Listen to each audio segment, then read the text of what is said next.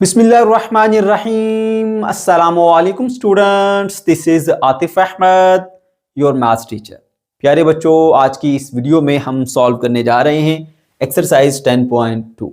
इस वीडियो में हम एक्सरसाइज 10.2 के तमाम क्वेश्चंस को सॉल्व करेंगे, लेकिन अगर आप कोई एक पर्टिकुलर क्वेश्चन को ही सीखना चाहते हैं तो फिर आप चले जाएं डिस्क्रिप्शन में, वहां पर मैंने हर क्वेश्चन के सामने उसका टाइम मेंशन किया है। आप क्वेश्चन के सामने लिखे गए टाइम पर क्लिक करते हुए डायरेक्टली अपने डिजायर्ड क्वेश्चन पर पहुंच जाएंगे। ठीक है बेटा, तो चलिए स्टार्ट करते हैं।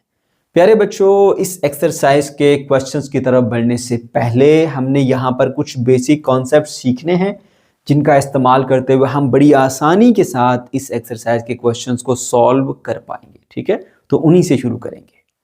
सबसे पहले बच्चों, आपको इल्म होना चाहिए कि सेगमेंट ऑफ सर्कल किसे कहते हैं, माइनर सेगमेंट क्या होता है और मेजर सेगमेंट क्या होता है। देखो बेटा, ये हमारे पास एक सर्कल है, ठीक है, और उसके अंदर ये एक कॉर्ड है। कॉर्ड ऐसी लाइन है जो सर्कल को दो पॉइंट पर टच करती है। ठीक है, अब ये हमारे पास कॉर्ड है, ये सर्कल है। कॉर्ड और आर्क मिलके एक सर्कल का जो इलाका, जो रीजन कैप्चर करते हैं बेटा, उसको हम बोलते हैं सेगमेंट ऑफ सर्कल। ठीक है, अब देखिए, ये जो सर्कल का पीस होता है ना, टुकड़ा, इसको हम आर्क कहते हैं। ये आर्क और ये कार्ड मिलके जो इलाका इन्होंने कैप्चर किया, उसको हम बोलेंगे कि ये सेगमेंट ऑफ सर्कल है। इसी तरह ऊपर देखिए, ये हमारे पास कॉर्ड और ये आर्क सर्कल का हिस्सा होती है ना, तो ये सर्कल का हिस्सा है, और साथ में ये कार्ड आ गया क्योंकि सर्कल के दो पॉइंट को टच कर रहा है, तो ये मिलके भी एक सेगमेंट बनाएंगे। ये भी सेगमेंट है, ये भी सेगमेंट है। अब अगर देखा जाए तो ऊपर वाला जो सेगमेंट है वो आधे सर्कल से बड़ा है, और जो नीचे वाला सेगमेंट है वो आधे सर्कल से छोटा है। इसको हम बोलते हैं माइनर सेगमेंट, और इसको हम बोलते हैं मेजर सेगमेंट। ठीक है, तो ये मेजर सेगमेंट आ गया और ये आ गया हमारे पास माइनर सेगमेंट। ठीक है बेटा। अच्छा, उसके बाद एंगल इन सेगमेंट, एक सेगमेंट के अंदर पाए जाने वाले एंगल। देखिए, अब ये आ गया सर्कल, ये आ गया कार्ड, दो सेगमेंट, एक इससे ऊपर एक इससे नीचे, एक ये सेगमेंट और एक ये पूरा बड़े वाला सेगमेंट। अब ये जितने भी एंगल हैं, ये सारे के सारे एक सेगमेंट के अंदर पाए जाते हैं। यहां से ये एंगल हो गया, फिर ये एंगल हो गया, फिर ये एंगल हो गया, फिर ये एंगल हो गया। ये सारे एंगल जो है वो एक ही सेगमेंट में पाए जाते हैं। इनको कहा जाता है एंगल इन सेगमेंट या एंगल्स इन सेगमेंट। ठीक है, ओके। अब मेरे बच्चों, हमने यहाँ पे थ्योरम्स की स्टेटमेंट को अंडरस्टैंड करना है, और उससे ना हमने कुछ रिजल्ट्स कंक्लूड करने हैं, जिन रिजल्ट्स का इस्तेमाल करते हुए हम क्वेश्चंस को सॉल्व करेंगे। ठीक है, तो बड़े अच्छे तरीके से जरा इनको बेटा समझ लीजिए। Major of central angle of minor arc of circle is double that of the angle subtended by the corresponding major arc. अब बच्चों को ना इसकी स्टेटमेंट से समझ नहीं आ रही होती कि ये क्या कहना चाह रहा है। मैं आपको बड़े आसान तरीके से समझाता हूँ, गौर से मेरी बात को सुन लें। बेटा, ये सर्कल आ गया, सर्कल के टुकड़े को हम क्या बोलते हैं, आर्क। अब एक ए से लेकर बी तक ये छोटा टुकड़ा है, ठीक है, इस छोटे टुकड़े को बोलते हैं माइनर आर्क। तो ये जो बड़े वाला है इसको बोलते हैं मेजर आर्क। ठीक है, अब यहां पे सिंपली बात ये की जा रही है कि जो एक माइनर आर्क होती है ना, जैसे ए से लेकर बी तक ये माइनर आर्क है। माइनर आर्क जो सेंटर से एंगल बनाती है, ये सेंटर, ये उसका सेंट्रल एंगल हो गया।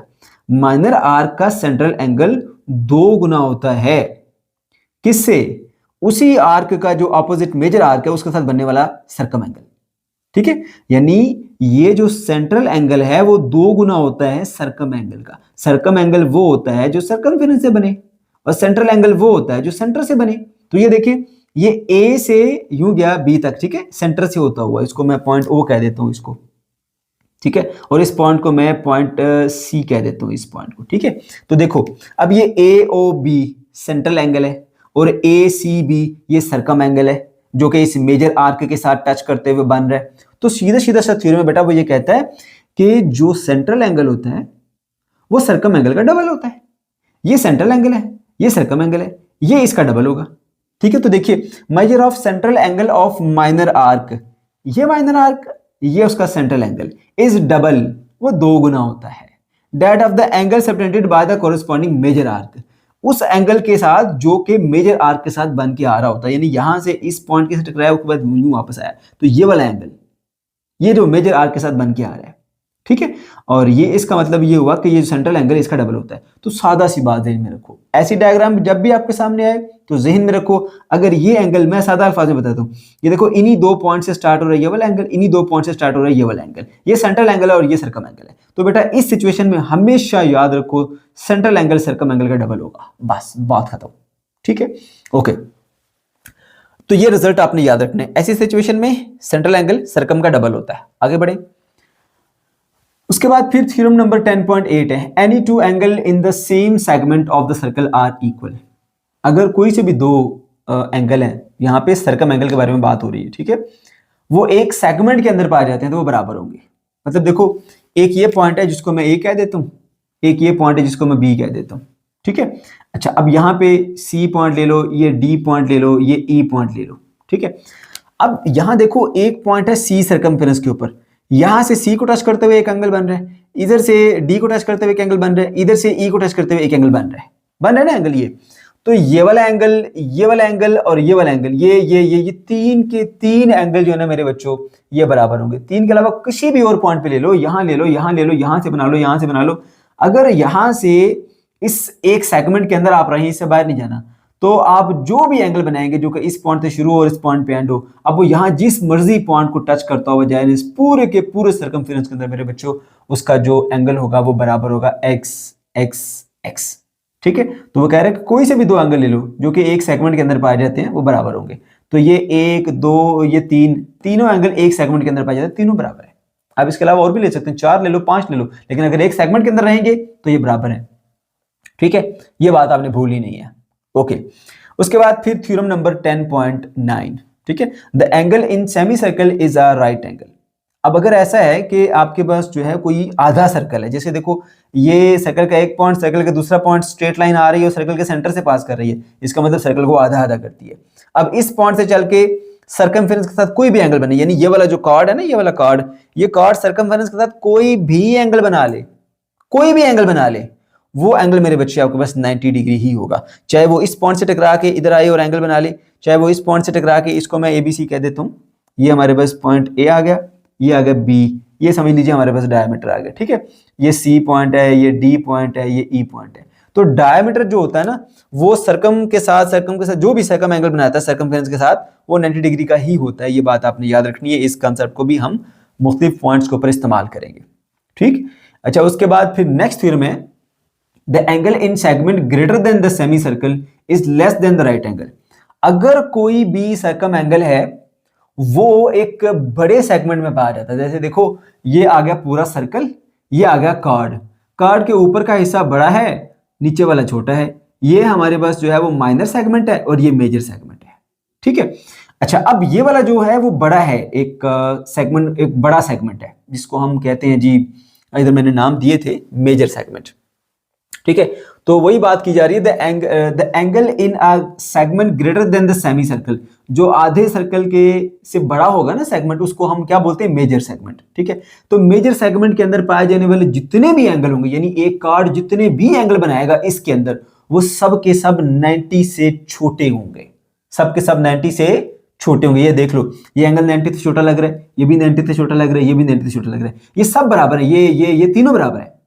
ठीक है, और ये 90 से छोटे हैं। ठीक है ना, क्योंकि देखो अगर मैं यहां पर आपको और आसान एक पिक्चर दिखाऊं इसकी, तो देखो मैं सिर्फ इतना सा, ये आ गया माइनर आर्क, ये आ गया मेजर आर्क। अब ये जो सेंटर से एंगल बनाएगा, आपको क्लियरली पता लग रहा है कि ये तो किसी सूरत भी 90 का आपको जो है वो नहीं लगेगा, है ना। इसी तरह यहां से एक एंगल बना लो, इधर से यहां तक बना लो, ये भी आपको किसी सूरत 90 का नजर नहीं आ रहा, यानी जरा सा डाउट भी नहीं होता उसके ऊपर, क्लियर कट है कि 90 का ये नहीं है, 90 से ये छोटा है। ठीक है, तो यहां से बेटा एक चीज ये क्लियर होगी, आपने याद रखनी है कि अगर आपके पास एक सर्कम एंगल बन रहा है, एक कार्ड एक सर्कम एंगल बना रहा है और वो मेजर सेगमेंट में, बेटा वो सारे के सारे 90 से छोटे होंगे।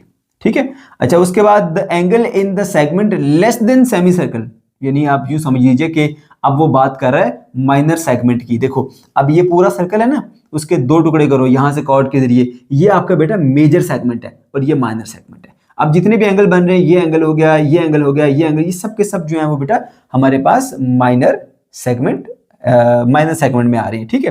तो कह रहे थे angle in the segment less than semi circle is greater than a right angle. अब ये जितने भी है सब के सब 90 डिग्री से बड़े हैं, क्योंकि देखो इनका जो फैलाव है ना वो आपको ज्यादा नजर आ रहा होगा। ये देखिए, अब अगर इसके ऊपर परपेंडिकुलर ड्रा किया तो परपेंडिकुलर लगभग यहाँ पर लाइन आनी चाहिए थी ऐसे, तब ये 90 डिग्री का एंगल बनता। लेकिन देखो ये तो उससे आगे बढ़ा हुआ है। यहाँ पर देख लो, एक ये लाइन और एक ये लाइन, इसके ऊपर परपेंडिकुलर लगभग यहाँ पे लाइन आनी चाहिए थी कोई इससे कुछ, लेकिन वो देखो कितना ज्यादा आगे बैठा हुआ है। तो ये जितने भी एंगल है, ये एंगल, ये एंगल, ये एंगल, ये सब के सब मेरे बच्चों ग्रेटर देन 90 होंगे, ठीक है।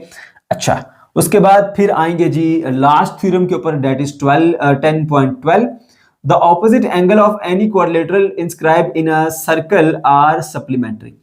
मतलब ये है कि अगर आपके पास कोई एक 4 साइड वाली शेप है, ये 4 कोनों वाली कह लो शेप, 1 2 3 4, और वो सर्कल के अंदर इंस्क्राइब कर रही है, यानी उसके चारों जो वर्टेक्स हैं वो सर्कल के ऊपर पाए जाते हैं, ये एक, ये दूसरा, ये तीसरा, ये चौथा, ये सर्कल के ऊपर पाए जाते हैं। तो फिर उसके अंदर जो अपोजिट एंगल होता है, जैसे इस एंगल के अपोजिट ये है, इस एंगल के अपोजिट ये एंगल है, तो अपोजिट एंगल का सम 180 होगा या अपोजिट एंगल सप्लीमेंट्री होंगे। अब देखिए यहाँ पर जो अल्फा है और गैमा है ये एक दूसरे के अपोजिट है, अल्फा प्लस गैमा 180 होगा, ठीक है। इसी तरह ये थीटा है और ये बीटा है, थीटा प्लस बीटा जो है वो भी आपके पास 180 डिग्री होगा। तो बेटे बच्चों याद रखनी है अपनी सारी बातें, मैं समराइज करता हूँ जल्दी से, रिजल्ट्स आपके माइंड में आ जाने चाहिए कि अगर इस तरह की सिचुएशन है, ये एक आर्क है, वो एक सेंट्रल एंगल बना रही है और एक सर्कम एंगल बना रही है, ठीक है। तो जो आपके पास सेंट्रल एंगल होगा ना वो सर्कम एंगल का डबल होगा, central angle is double of circum angle. एक रिजल्ट याद हो गया।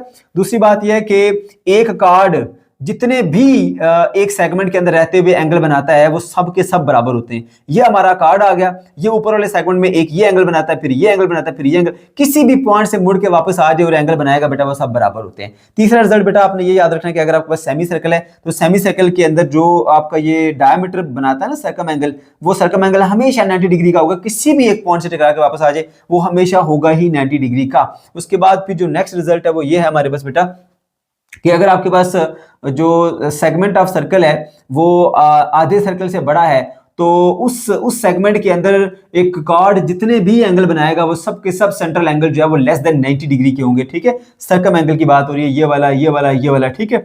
अच्छा, उसके बाद नेक्स्ट रिजल्ट में आपने याद रखना है कि अगर कोई आपके पास सेगमेंट जो है वो सेमी सर्कल से छोटा है तो उसके अंदर जितने भी कार्ड, ये कार्ड जितने भी उसके अंदर एंगल बनाएगा वो सब के सब 90 से बड़े होंगे। और उसके बाद अगर आपके पास एक साइक्लिक क्वाड्रिलेटरल है, यानी एक ऐसी 4 कोने वाली शेप जो सर्कल के चारों, उसकी चारों पॉइंट सर्कल के ऊपर पाए जाते हैं, तो उसमें जो अपोजिट एंगल होंगे उनका सम 180 होगा, यानी वो सप्लीमेंट्री होंगे। इस एंगल का सम 180, इस एंगल और इस एंगल का सम कितना होगा 180 बेटा। ये कुछ रिजल्ट्स थे जो आपने याद रखने हैं और इनका इस्तेमाल करते हुए हमने क्वेश्चंस को सॉल्व करना है। अभी हम क्वेश्चंस की तरफ बढ़ते हैं।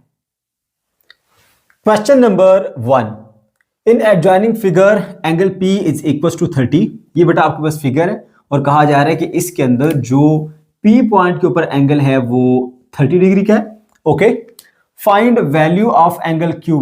ये जो एंगल Q है इसकी वैल्यू को आपने मालूम करना है। एंड एंगल ROS R से चले, O से मुड़े, S पर पहुंचे, ये वाला एंगल ये बेटा आपने मालूम करना है, ठीक है। ओके, अब जरा गौर से देखिए बेटा, मैंने आपको बेसिक कंसेप्ट के अंदर बताया कि भाई ये आपके पास ये एक सर्कल है, उसके अंदर आप एक आर्क कलेक्ट कर लें, ये आर्क ले लें या फिर कॉर्ड ले लें, एक ही बात है, ठीक है। ये आपके पास A और B आ गई आर्क। अब ये सर्कमफेरेंस के साथ कहीं भी किसी भी एक पॉइंट से एंगल बना के, यानी यहां से ऐसे चली जाए या यहां से ऐसे चली जाए या यहां से ऐसे चली जाए, ये सब के सब एंगल मेरे बच्चों क्या होंगे बराबर। ये एंगल, ये एंगल, ये एंगल, ये सब बराबर होते हैं, ठीक है। अब यहां देखो इस कॉन्सेप्ट के मुताबिक ये RS है, ठीक है। इसका एक इस पॉइंट से एंगल बन के आ रहा है सर्कमफेरेंस के ऊपर, इसी आर्क का एक इस पॉइंट से बन के आ रहा है, तो ये एक ही आर्क के 2 सर्कम एंगल है ना, ये कभी डिफरेंट नहीं हो सकते, ये सेम होंगे, ठीक है। तो जो एंगल की वैल्यू ये है वही एंगल की वैल्यू यहां पर भी होगी, इसलिए हम बताएंगे P and Q are inscribe angle subtended by the same arc RS, ठीक है। RS आर्क ही इन दोनों एंगल को सबटेंड करती है विद द सर्कमफेरेंस, ठीक है। आप इंस्क्राइब एंगल मुश्किल लगता है तो सर्कम एंगल भी लिख सकते हैं, ठीक है। लिहाजा एंगल P और एंगल Q जो है ना इस थ्योरम के मुताबिक दोनों बराबर है। अब क्योंकि एंगल P की वैल्यू 30 है तो फिर एंगल Q भी कितना होगा 30 डिग्री होगा, ठीक है बेटे। ओके, उसके बाद फिर हमने ROS एंगल मालूम करना है, तो वहां पर भी हमने बेसिक कंसेप्ट सीखा है बेटा कि ये आपके पास एक आर्क है, ये सर्कल का सेंटर है, ये आर्क सेंटर से जो एंगल बनाती है वो सेंट्रल एंगल होता है, और यही 2 पॉइंट से आर्क जो सर्कमफेरेंस के साथ एंगल बनाती है वो सर्कम एंगल होता है, ठीक है। तो हमने सीखा था कि भाई ये जो सेंट्रल एंगल होता है ना वो सर्कम एंगल का डबल होता है। ठीक है, this is central angle and this one is circum angle. Central angle circum का डबल होता है और ये हमने मालूम करना है जिसका नाम है जी ROS। ठीक है, इसका मतलब ये हुआ कि ROS एंगल जो है वो इसका सेंट्रल एंगल का सर्कम एंगल का डबल होगी। ठीक है, तो हम कह देंगे यहाँ पे central angle ROS is double of the circum angle P। ठीक है, लिहाजा ROS एंगल बराबर है 2 time measurement of angle P। सही है, M मींस मेजरमेंट, यानी कितनी क्वांटिटी है उस एंगल की। तो उस P की तो वैल्यू हमने मालूम की 30 है, बल्कि हमें बताई गई थी, तो उसको 2 से मल्टीप्लाई करें 60 बन जाएगा। सो एंगल ROS वो आपके पास कितना आ जाएगा बेटा, 60 डिग्री आ जाएगा। Question number 2, in the adjoining figure angle BAO is equal to 30 degree. ये बेटा हमारे पास फिगर है, इसमें एंगल BAO यानी B से चले A से मुड़े O पर पहुंचे वो एंगल 30, तो मैंने यहाँ पर 30 शो कर दिया। ठीक है, find angle ABO, ABO A से चले B से मुड़े O पर पहुंचे ये वाला एंगल, ये मालूम करना है। एंगल AOB, AOB ये वाला एंगल मालूम करना है। ठीक है, ये सेंटर वाले पॉइंट पे एंगल होता है। ठीक है, फिर ACB है, ACB A से चले C से मुड़े B पर पहुंचे C पॉइंट के ऊपर एंगल, ये मालूम करना है। 1 2 3 ये 3 एंगल बेटा हमने मालूम करने हैं। ठीक है, बहुत आसान है, ध्यान से देखो बेटा, यहां पर ना ये एक ट्रायंगल बन रही है। ठीक है, और जो ये वाली साइड है ना वो सर्कल का रेडियस है, क्योंकि सर्कल के सेंटर और सर्कल के एक पॉइंट को बनाने वाली लाइन को हम कहते हैं रेडियस। ये जो साइड है ये भी सर्कल का रेडियस है, सर्कल का सेंटर सर्कल के एक पॉइंट को मिलाने वाली लाइन है, ये भी रेडियस और ये भी रेडियस, और एक सर्कल के रेडियस हमेशा बराबर होते हैं। ठीक है, तो इसका मतलब ये होगा कि इस ट्रायंगल की जो ये वाली साइड है और ये वाली साइड है दोनों बराबर है। ठीक है, तो अगर एक ट्रायंगल के अंदर 2 साइड बराबर होती है बेटा तो उनके अपोजिट एंगल भी बराबर होते हैं। तो इसका मतलब ये होगा कि अगर इस साइड के अपोजिट वाला एंगल 30 है तो इस साइड के अपोजिट ये एंगल भी कितना होगा बेटा आपके पास, 30 डिग्री का होगा, ये भी 30 डिग्री आ गया। ठीक है, इस तरह आप ये मालूम करेंगे। फिर इसके ऊपर आ जाएंगे, तीनों एंगल का सम 180 होता है, ये 30 टोटल बन गया 60, 180 में से माइनस कर दो तो ये वाला ऑटोमेटिकली आपके पास आ जाएगा 120 डिग्री। ठीक है, अच्छा उसके बाद फिर इसकी बात करनी है। देखो ये सेंट्रल एंगल है, एक आर्क AB आर्क का ये सेंट्रल एंगल है और ये सर्कम एंगल है, तो सेंट्रल एंगल हमेशा इसका जो सर्कम एंगल का डबल होता है, तो ये फिर इसका आधा होगा, तो ये कितना बन जाएगा आपके पास बेटा, 60 बन जाएगा। ये सारा काम आपने करना है। अब आइए इसको किस तरह सॉल्व करेंगे। सबसे पहले बताइए भाई, एंगल BAO 30 है, ठीक है, उसने दिया था हमें, ओके, लेकिन हमने ये भी देखा कि ये OA साइड OB साइड के बराबर है, वजह रेडियस है, तो फिर इक्वल साइड के जो अपोजिट एंगल होते हैं वो भी इक्वल होते हैं। दैट्स व्हाई ABO यानी ABO ये वाला एंगल और दूसरा कौन सा था BAO, ठीक है, BAO ये वाला एंगल दोनों बराबर होंगे। तो BAO तो 30 है तो फिर ABO भी 30 होगा, यहां से पता लगा दोनों एंगल 30 हो गए। अब वो 2 एंगल मालूम हो गए, तीसरा एंगल वो ट्रायंगल के अंदर ही मालूम करना है, तो हम जानते हैं sum of all the angle of the triangle is 180 degree. तो ABO plus BAO plus AOB तीनों का सम करेंगे तो 180 बनेगा। ठीक है, एक भी 30 दूसरा भी 30 और तीसरा जो है वो एंगल AOB है। ठीक है, इन दोनों को उधर जाकर माइनस कर दो तो 180 में से 2 बार 30 माइनस करोगे तो 120 बचेगा। So angle AOB is equal to 120, तो ये वाला एंगल बेटा 120 आ गया। उसके बाद फिर आगे आएंगे जी, वो ऊपर वाला एंगल ACB मालूम करना इंतहाई आसान। हम जानते हैं कि बेटा ये आर्क AB है ना, सीधी सीधी ज़हन में रखो, ये आर्क है, आर्क का सेंट्रल एंगल और आर्क का सर्कम एंगल, इनमें ताल्लुक क्या होता है कि सेंट्रल एंगल सर्कम का डबल होता है। ठीक है, तो हम यहाँ पे वो रिलेशन लिखेंगे कि एंगल AOB यानी AOB ये वाला angle central angle that is 2 time of circum angle, 2 time circum angle क्या है ACB, तो यहां पे लिख दिया central angle is double of circum angle. ठीक है, हमेशा ऐसा होगा। अब जो AOB की वैल्यू 120 है, 2 मल्टीप्लाई हो रहा है, इधर जाके डिवाइड कर दो, 120 को 2 से डिवाइड करोगे 60 आएगा। एंगल ACB की वैल्यू बेटा आपके पास 60 आ गई। Question number 3, in the adjoining figure angle BAC is equal to 40 degree and angle ACD is equal to 60 degree. ये बेटा हमारे पास एक डायग्राम है, इसमें एंगल BAC ये 40 है और एंगल ACD ये वाला एंगल बेटा आपके पास 60 डिग्री है। मालूम करना है एंगल ABC कहाँ है जी, ABC यानी जो ये वाला एंगल है ये आपने मालूम करना है। और एंगल BCA कहाँ है जी, BCA ये वाला एंगल आपने मालूम करना है। और एंगल CAD यानी ये वाला एंगल जो है वो आपने मालूम करना है। ठीक है, अब जरा सोचो बेटा, हमने बेसिक कांसेप्ट में सीखा था कि अगर कोई आपके पास सर्कल है, ठीक है, उसका हम यहाँ पे डायमीटर ड्रा कर लेते हैं। ये डायमीटर क्या करेगा, इसको 2 सेमी सर्कल्स में डिवाइड कर देगा, ये भी सेमी सर्कल और ये भी सेमी सर्कल। और आपका जो डायमीटर है वो सरकमफेरेंस के साथ कहीं भी किसी भी एक पॉइंट पे एंगल बनाएगा, वो एंगल हमेशा हमेशा 90 डिग्री होगा। ये 90 डिग्री इस पॉइंट पे बना के देख लो, इधर से ये भी 90 डिग्री होगा, इस पॉइंट पे बना के देख लो ये भी 90 डिग्री होगा। यानी कि सेमी सर्कल के अंदर ये जो डायमीटर जो भी एंगल कंस्ट्रक्ट करेगा वो 90 डिग्री का ही होगा। ठीक है, चाहे वो किसी भी एक पॉइंट के ऊपर सरकमफेरेंस को टच कर ले, 90 डिग्री का एंगल ही बनाएगा। तो देखो जरा, ये क्या है, डायमीटर, क्योंकि सर्कल के सेंटर से पास कर रहा है और दो पॉइंट को टच भी कर रहा है। अब ये जो है सरकमफेरेंस के साथ एक एंगल हो गया फिर उसका ये वाला, तो ये फिर कितना होगा मेरे बच्चों, ये हो गया हमारे पास 90। यहीं से क्लियर हो गया। उसके बाद देखो ये डायमीटर है और ये डायमीटर सरकमफेरेंस के साथ एक एंगल इस पॉइंट पे बना रहे हैं, तो ये भी कितना होगा 90 डिग्री, ये भी पता लग गया। अब जरा देखो, एक ट्रायंगल ऊपर है एक ट्रायंगल नीचे है, दो एंगल मालूम है एक मालूम करना है, दो एंगल मालूम है एक मालूम करना है। तो जब एक ट्रायंगल में दो एंगल बता दिए जाएं और तीसरा एंगल मालूम करना हो तो मसला ही कोई नहीं, तीनों एंगल का सम कितना होता है 180। प्रॉपर्टी यूज करेंगे, आराम से सॉल्व करेंगे इसे हम। तो मेरे बच्चों यही काम हमने यहाँ पे किया है।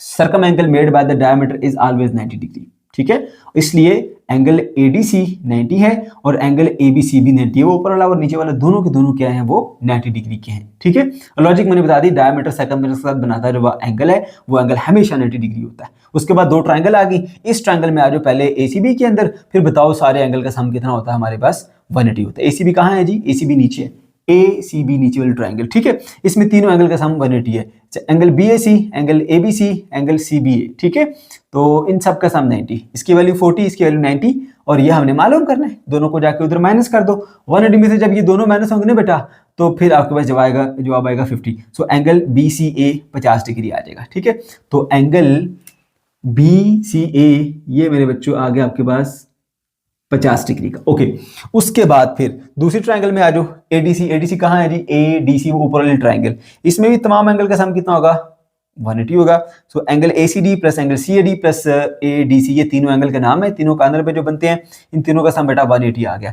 इस ACD की वैल्यू बताई गई है क्वेश्चन के अंदर 60 डिग्री है, CAD जो है वो हमें मालूम करना है, और ADC 90 है, वो हमने पहले वो बना रखा है। ठीक है, ADC 90, तो इन दोनों को उधर ले जाओ। ठीक है, 180 में से 90 माइनस करो, फिर 60 माइनस करो, तो 30 जवाब आएगा। So angle CAD is equals to 30 degrees. Question number 4, in the figure AOB is equilateral triangle. इस फिगर के अंदर AOB एक इक्विलेटरल ट्राइंगल है, यानी ऐसी ट्राइंगल जिसकी तीनों साइड्स भी इक्वल होती हैं और तीनों एंगल भी इक्वल होते हैं। Find measurement of angle O and angle C। इसमें जो एंगल O है और एंगल C है, इनकी वैल्यूज को मालूम कीजिए। बेटा बहुत ज्यादा आसान क्वेश्चन है। देखिए, ये अगर हमारे पास इक्विलेटरल ट्राइंगल है तो मैंने बताया कि इसके तीनों एंगल फिर क्या होंगे, इक्वल होंगे। ठीक है, हमें ये वाला एंगल मालूम करना है, एंगल O। हम फर्स्ट करते हैं कि वो x के बराबर है। अगर ये x है, ठीक है, तो फिर ये भी x होगा और ये भी x होगा। सही है, तो हम यहाँ पे एक प्रॉपर्टी का इस्तेमाल करेंगे कि एक ट्राइंगल के तीनों एंगल का सम जब वो 180 होता है और उससे हम x की वैल्यू निकाल लेंगे। तो देखिए, in equilateral triangle all the angles are equal, बराबर होंगे। Let each angle of equilateral triangle is x। First कर लेते हैं कि वो x है, हर एंगल इसका x है, क्योंकि वैल्यू मालूम करनी है ना, x कह देते हैं उसको। तो फिर हम प्रॉपर्टी इस्तेमाल करेंगे कि तमाम एंगल का सम 180 है, x plus x is equal to 180। So ये हो जाएगा 3x is equal to 180। x की वैल्यू निकालनी है, 3 जाके डिवाइड कर दो, x की वैल्यू आएगी 60 डिग्री। ठीक है, तो ये आपका जो एंगल O था वो दरअसल x था, तो इस तरह से एंगल O की वैल्यू आ गई 60 डिग्री।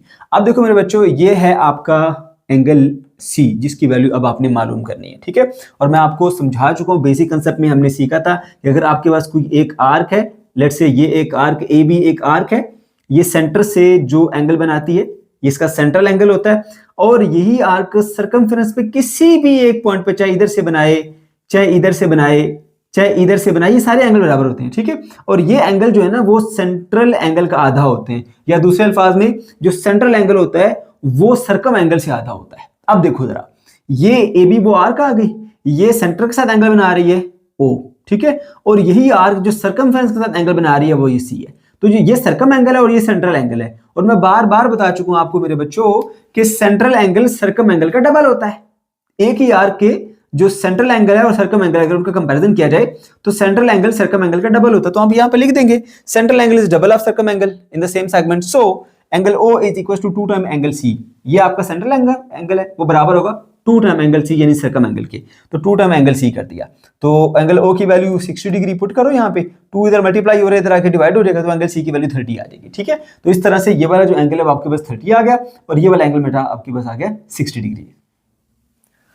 Question number 5, in the figure A B is parallel to C D. इस फिगर के अंदर जो ए बी लाइन है वो सी डी लाइन के साथ पैरेलल है। Okay, find value of angle A E B, angle B, angle C, angle D. इसमें एंगल ए ई बी, इस वाले एंगल की वैल्यू मालूम करो, एंगल बी की वैल्यू मालूम करो, एंगल सी की वैल्यू मालूम करो और एंगल डी की वैल्यू को मालूम करो।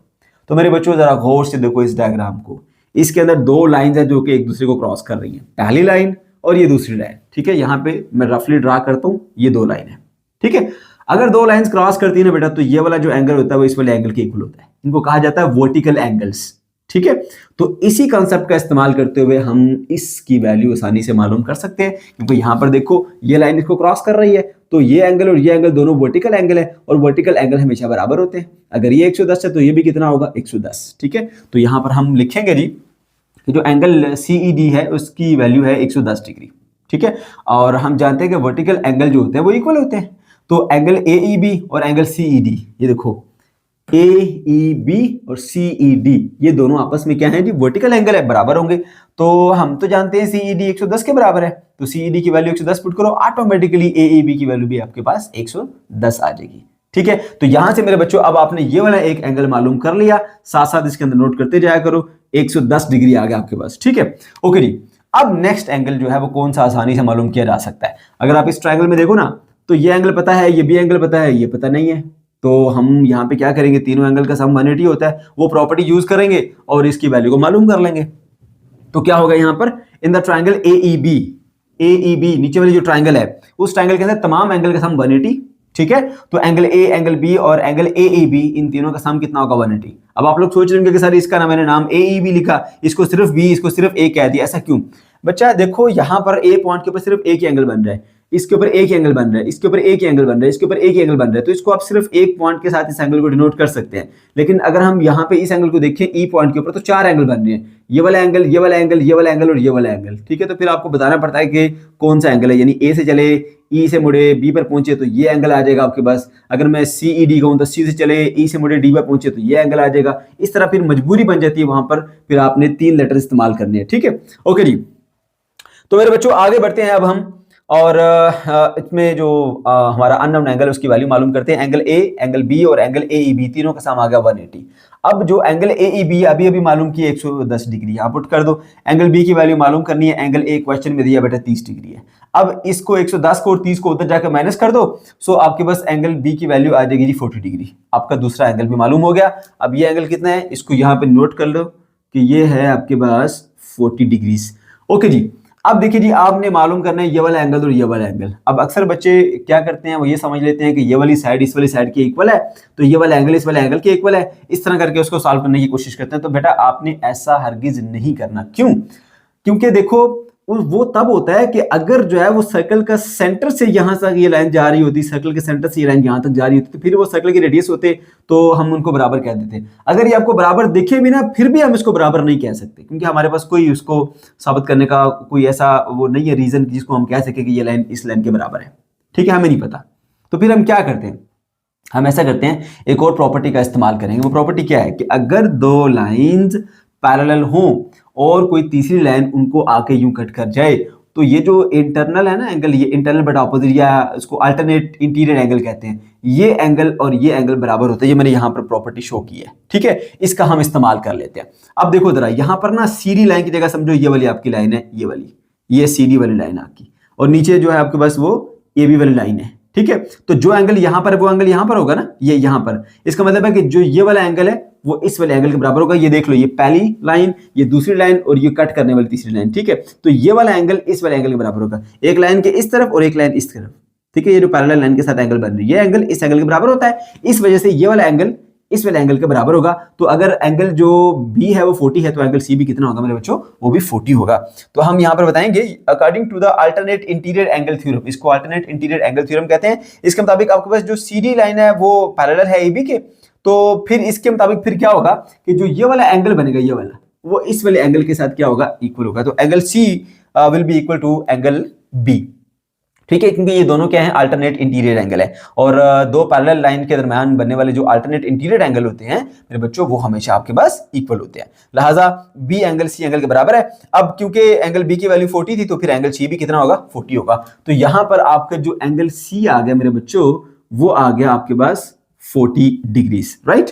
अच्छा जी, अब आगे बढ़ते हैं। अब आपको ये वाला एंगल मालूम करना है। अब तो कोई इशू नहीं है, एक ट्रायंगल के अंदर अगर दो एंगल मिल जाएं तो तीसरा एंगल मालूम करना कोई प्रॉब्लम नहीं होती। तो आप फिर से इसके ऊपर जो है वो वही प्रॉपर्टी यूज करेंगे जो कि हमने ऊपर यूज की थी कि in triangle CED sum of all the angle is equal to 180। So angle C plus angle D plus angle CED, ये देखो सी वाला, डी वाला और सीईडी वाला तीनों का सम 180। सीईडी जो है वो 110 के बराबर है। डी की वैल्यू मालूम करनी है, सी की वैल्यू 40 अभी मालूम की है। इन दोनों को उधर जाके माइनस कर दो, एंगल डी की वैल्यू मेरे बच्चों आ जाएगी 180 minus 40 minus 110, that is equal to 30। तो पता चला कि ये जो आपका एंगल डी है, ये एंगल डी आ जाता है आपके पास 30 डिग्रीज के। ठीक है, इस तरह से आपके जितने भी रिक्वायर्ड एंगल थे वो सब के सब हमने मालूम कर लिए। इसकी वैल्यू, इसकी वैल्यू, इसकी वैल्यू, इसकी वैल्यू, सबकी वैल्यू आ गई है। ठीक है बेटा।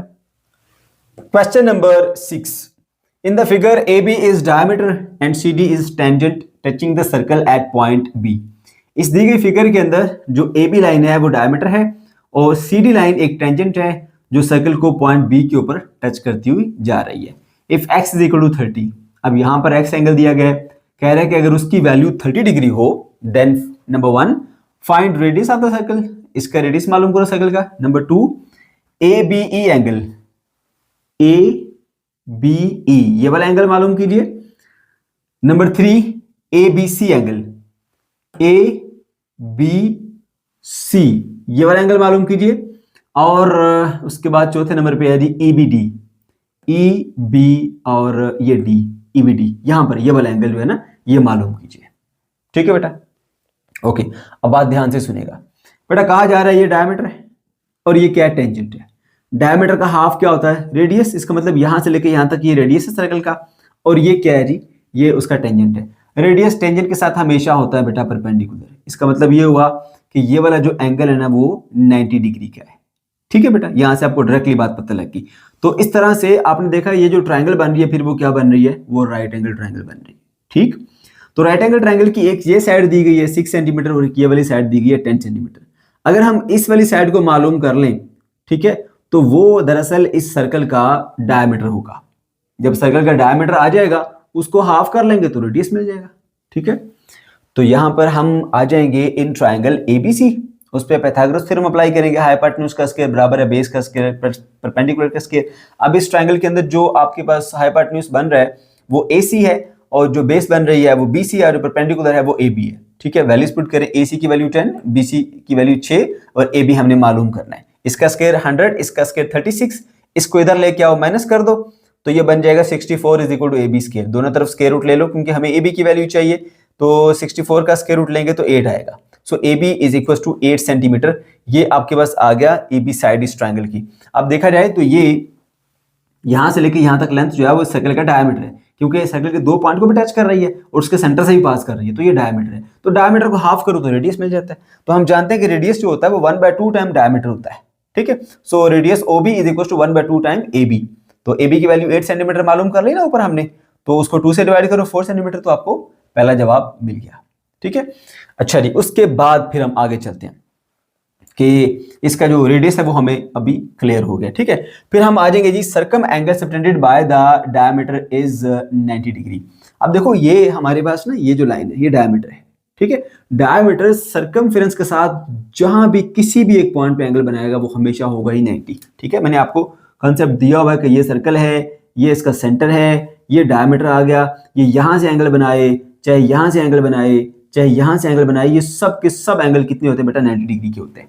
ठीक है, तो ये देख सकते हैं ये डायमीटर, तो डायमीटर सर्कमफेरेंस के साथ एंगल बना रहा है, तो ये एंगल भी मेरे बच्चों हमारे पास 90 डिग्री का होगा। तो बात पता लगी कि ये जो E पॉइंट के ऊपर एंगल है वो 90 डिग्री का है।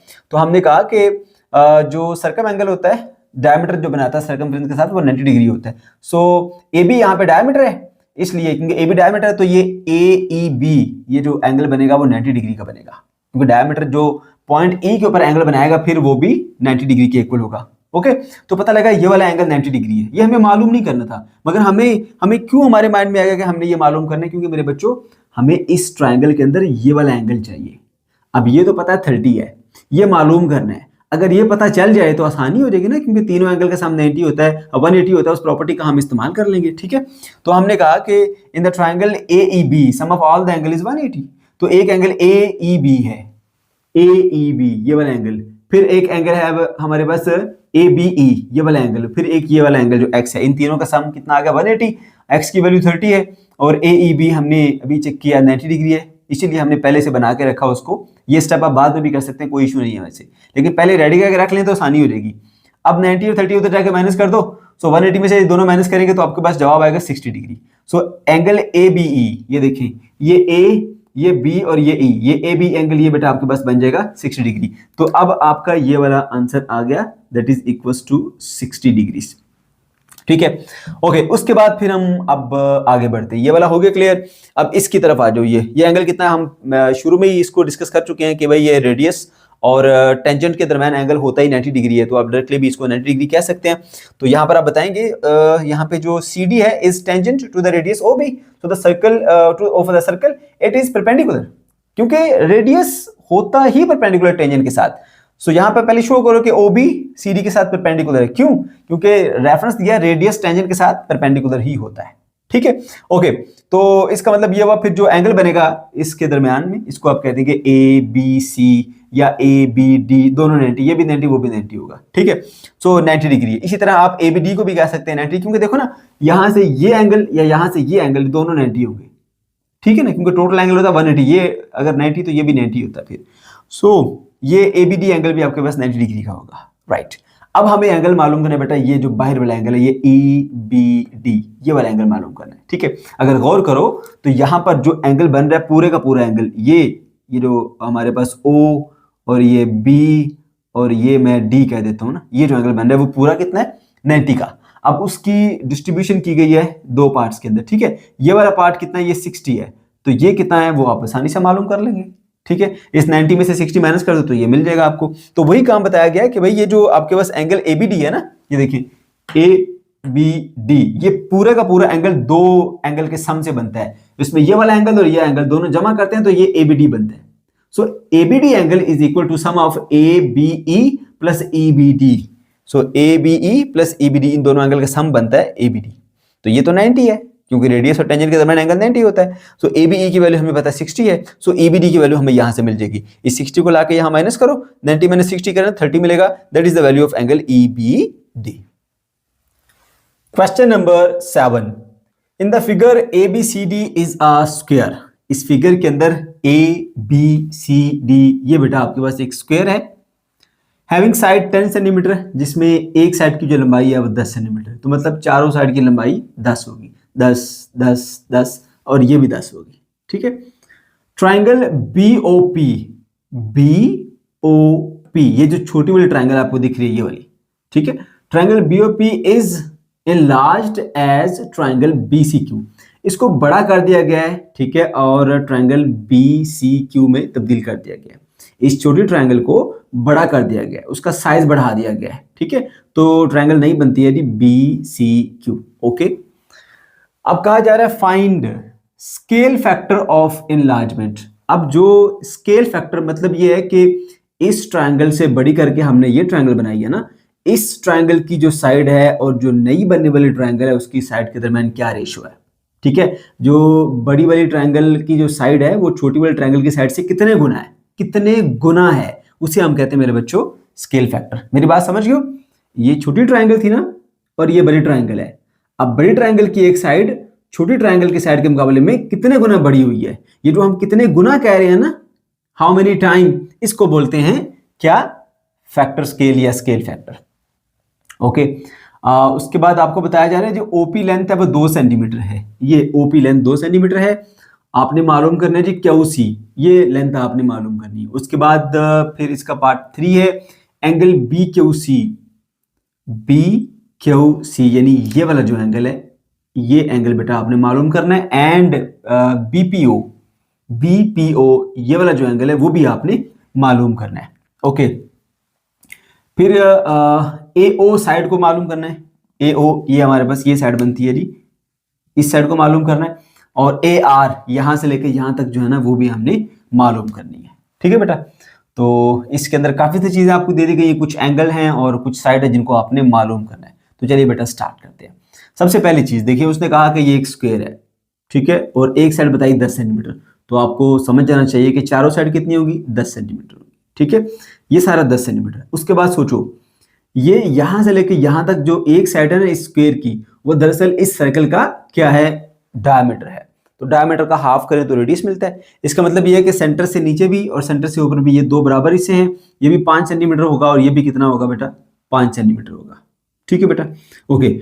तो अब हम स्टार्ट करते हैं। सबसे पहले आपने ये बताना है कि भाई इसमें जो बीसी साइड है वो एडी के बराबर है, क्योंकि देखो एडी स्क्वायर की साइड है और वही साइड के बराबर मेरे बच्चों इस सर्कल का डायमीटर है ये बीसी, लिहाजा बीसी एडी के बराबर है। एडी की वैल्यू 10 सेंटीमीटर अगर दी गई है, इसका मतलब जो बीसी है वो भी कितना होगा, 10 सेंटीमीटर होगा। उसके बाद जो बात मैंने आपको बताई कि दोनों को 5-5, लेकिन आपने प्रॉपर तरीके से करके बताना है कि जो रेडियस होता है बेटा वो हाफ होता है डायमीटर का। ठीक है, तो रेडियस इस केस के अंदर क्या है आपके पास ओबी, और डायमीटर क्या है बीसी। ठीक है, so OB is equal to 1/2 time BC. BC की वैल्यू 10 आ गई, 10 को 2 से डिवाइड करें 5 centimetre, so OB is equal to 5 centimetre, ये आपके पास वैल्यू आ गई है। ठीक है बेटा, अच्छा उसके बाद हमने ये देखना है कि इस छोटी वाले ट्रायंगल को बड़ा करके इस तरह दिखाया गया और नई ट्रायंगल बना दी गई है BQC, और इसका हमने जो है वो स्केल फैक्टर मालूम करना है। यानी जो बड़ी वाली साइड के, जो बड़ी वाली ट्रायंगल की एक साइड है ना, वो छोटी वाली ट्रायंगल की एक साइड से कितने गुना बड़ी है। ठीक है ना, कितने टाइम बड़ी है, वो चीज हमने मालूम करनी है। ठीक है, उसको स्केल फैक्टर कहते हैं। अच्छा बेटा, अब एक बात याद रखिएगा कि ये वाली जो ट्रायंगल है वो इस वाले ट्रायंगल के साथ सिमिलर है। ठीक है, क्योंकि इसी ट्रायंगल को बड़ा करके दिखाया गया। सिमिलर ट्रायंगल्स ऐसी ट्रायंगल्स होती हैं जिसमें एंगल सेम रहते हैं, तीनों एंगल बिल्कुल सेम होते हैं, लेकिन जो साइड्स होती है ना, साइड्स की जो लेंथ है दोनों ट्रायंगल के अंदर वो बराबर नहीं रहती। एक ट्रायंगल बड़ी होती है, एक ट्रायंगल छोटी होती है, हाँ, लेकिन उनकी साइड्स के दरमियान रेशो सेम रहती है। अब क्योंकि उसने कहा कि इसी ट्रायंगल को बड़ा करके दिखाया गया, इसका मतलब ये होगा कि जो नई ट्रायंगल बनेगी वो इसके साथ सिमिलर होगी। ठीक है, क्योंकि उसने टर्म इस्तेमाल किया कि इसी ट्रायंगल को हमने इलाज किया, इसी को बड़ा किया, तो मतलब उसकी साइड्स की जो लेंथ है वो बढ़ जाएगी, बट जो एंगल है वो सेम रहेगी, क्योंकि अगर आप एंगल बदल देना तो फिर वो ट्रायंगल ही बदल जाती है। ठीक है बेटा, तो तीनों एंगल सेम रहेंगे, लेकिन उसकी जो हमारे पास साइज है, लेंथ है, उसकी साइड्स की लेंथ वो बढ़ जाएगी। ठीक है बेटा, तो याद रखना ये वाले ट्रायंगल और ये दोनों क्या होंगे, सिमिलर। मैंने यहाँ पे अलग अलग ड्रा किए हैं, एक ये ट्रायंगल, अब ये ट्रायंगल। देखें इसी ट्रायंगल को बड़ा करके यहाँ दिखाया गया। अब इस ट्रायंगल में और उस ट्रायंगल में अगर आप कंपैरिजन करें, ठीक है, तो ये इसके साथ सिमिलर है क्योंकि इसके सारे एंगल सेम है, और जो साइड्स है ना, ये साइड और ये साइड, साइड्स में रेशो क्या होगी, वो सेम होगी। मैं फिर बता रहा हूँ मेरे बच्चों, अगर छोटे ट्रायंगल को इनलार्ज करके बड़ा करेंगे तो इसका मतलब ये होगा कि छोटी ट्रायंगल और बड़ी ट्रायंगल दोनों सिमिलर होंगी। सिमिलर का मतलब इनकी साइड्स में रेशियो सेम होगी और इनके एंगल बिल्कुल सेम रहेंगे। साइड्स में रेशियो सेम और एंगल बिल्कुल सेम, यानी एक दूसरे के साथ जो भी कोरस्पॉन्डिंग एंगल है वो सेम होंगे। ठीक है, ओके, आगे बढ़ते हैं। तो यहां पर मैंने हेडिंग लगाई है जी, similar triangle OBP and BCQ। आप बताएंगे कि ये दोनों ट्रायंगल क्या है, सिमिलर है, उनके नाम मेंशन करें, OBP एंड BCQ दोनों क्या है, सिमिलर है। अब आपको पता होना चाहिए कि जो सिमिलर ट्रायंगल्स होती हैं उनकी साइड्स के दरमियान रेशो सेम रहते हैं। मतलब ये देखो, अगर ये 5 सेंटीमीटर है तो ये 10 सेंटीमीटर उसका डबल है, यानी इनमें 1:2 है। तो फिर अगर ये 2 है तो ये 4 होगी। ठीक है, लेट्स से अगर ये 3 है तो ये 6 होगी, साइड्स में रेशियो सेम रहेगी। ठीक है, ओके। अब बात आ जाती है जी स्केल फैक्टर की। स्केल फैक्टर क्या है कि ये जो साइड है इस साइड के मुकाबले में हाउ मेनी टाइम ग्रेटर है, वो हाउ मेनी टाइम जो है वो दरअसल मैंने आपको समझाया कि वो स्केल फैक्टर है। तो मैंने मेंशन किया है scale factor is equal to the ratio between corresponding sides of the similar triangles. अब वो कैसे निकालोगे, इस साइड और इस साइड को ना, इसकी ये कॉरेस्पॉन्डिंग साइड है, इन कॉरेस्पॉन्डिंग साइड्स की ना हम रेशियो निकालेंगे, यानी 10/5 कर लेंगे, क्योंकि रेशियो ऐसे ही होती है ना, A/B is simply called A/B। तो 10/5 करेंगे तो बेटा आपको 2 मिलेगा। तो मतलब ये है कि ये वाली साइड इस साइड के मुकाबले में 2 गुना बड़ी है ना, उसका डबल है, तो मीन जो 2 है ना वो हमारे पास आ गया इसका स्केल फैक्टर। तो यहाँ पर मैंने मेंशन कर दिया, स्केल फैक्टर निकालेंगे कैसे, साइड्स के दरमियान रेशियो से, और कोशिश करें कि बड़ी वैल्यू ऊपर रखें, छोटी वाली नीचे रखें। ठीक है, तो आपका आंसर जो है वो आएगा यहाँ पर 2।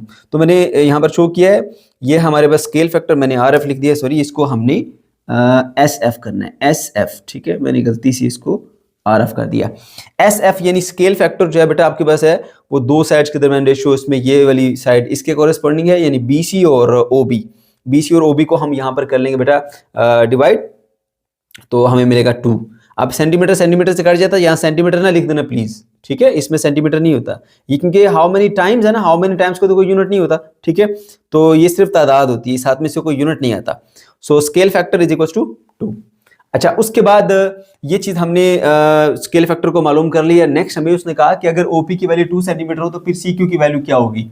जब हमें स्केल फैक्टर पता लग जाता है ना कि इस ट्रायंगल की एक साइड जो है और इस ट्रायंगल की एक साइड इस तरह से है कि ये इसका डबल है, तो फिर ये वाली इसका डबल होगी, तो फिर ये वाली इसका डबल होगी, ठीक है ना।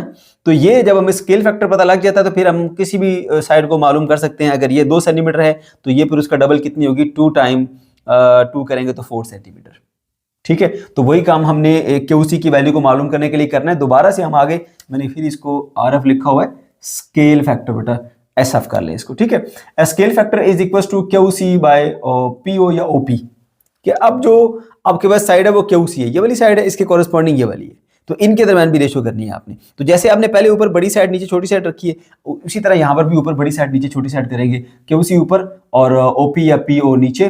तो ओपी की वैल्यू उसने खुद बताई है आपको बेटा 2 सेंटीमीटर है, तो वो आपने यहाँ पर 2 सेंटीमीटर पुट कर देनी है। ये क्यूसी की वैल्यू मालूम करनी है, स्केल फैक्टर जो है वो हमने 2 कैलकुलेट करके रखा हुआ है, ठीक है। तो इस 2 को इधर मल्टीप्लाई करें ना, 2 टू द 4, तो 4 सेंटीमीटर क्यूसी की वैल्यू आ गई, बात खत्म, ठीक है। तो इस तरह से हमने क्यूसी की वैल्यू को भी मालूम कर लिया।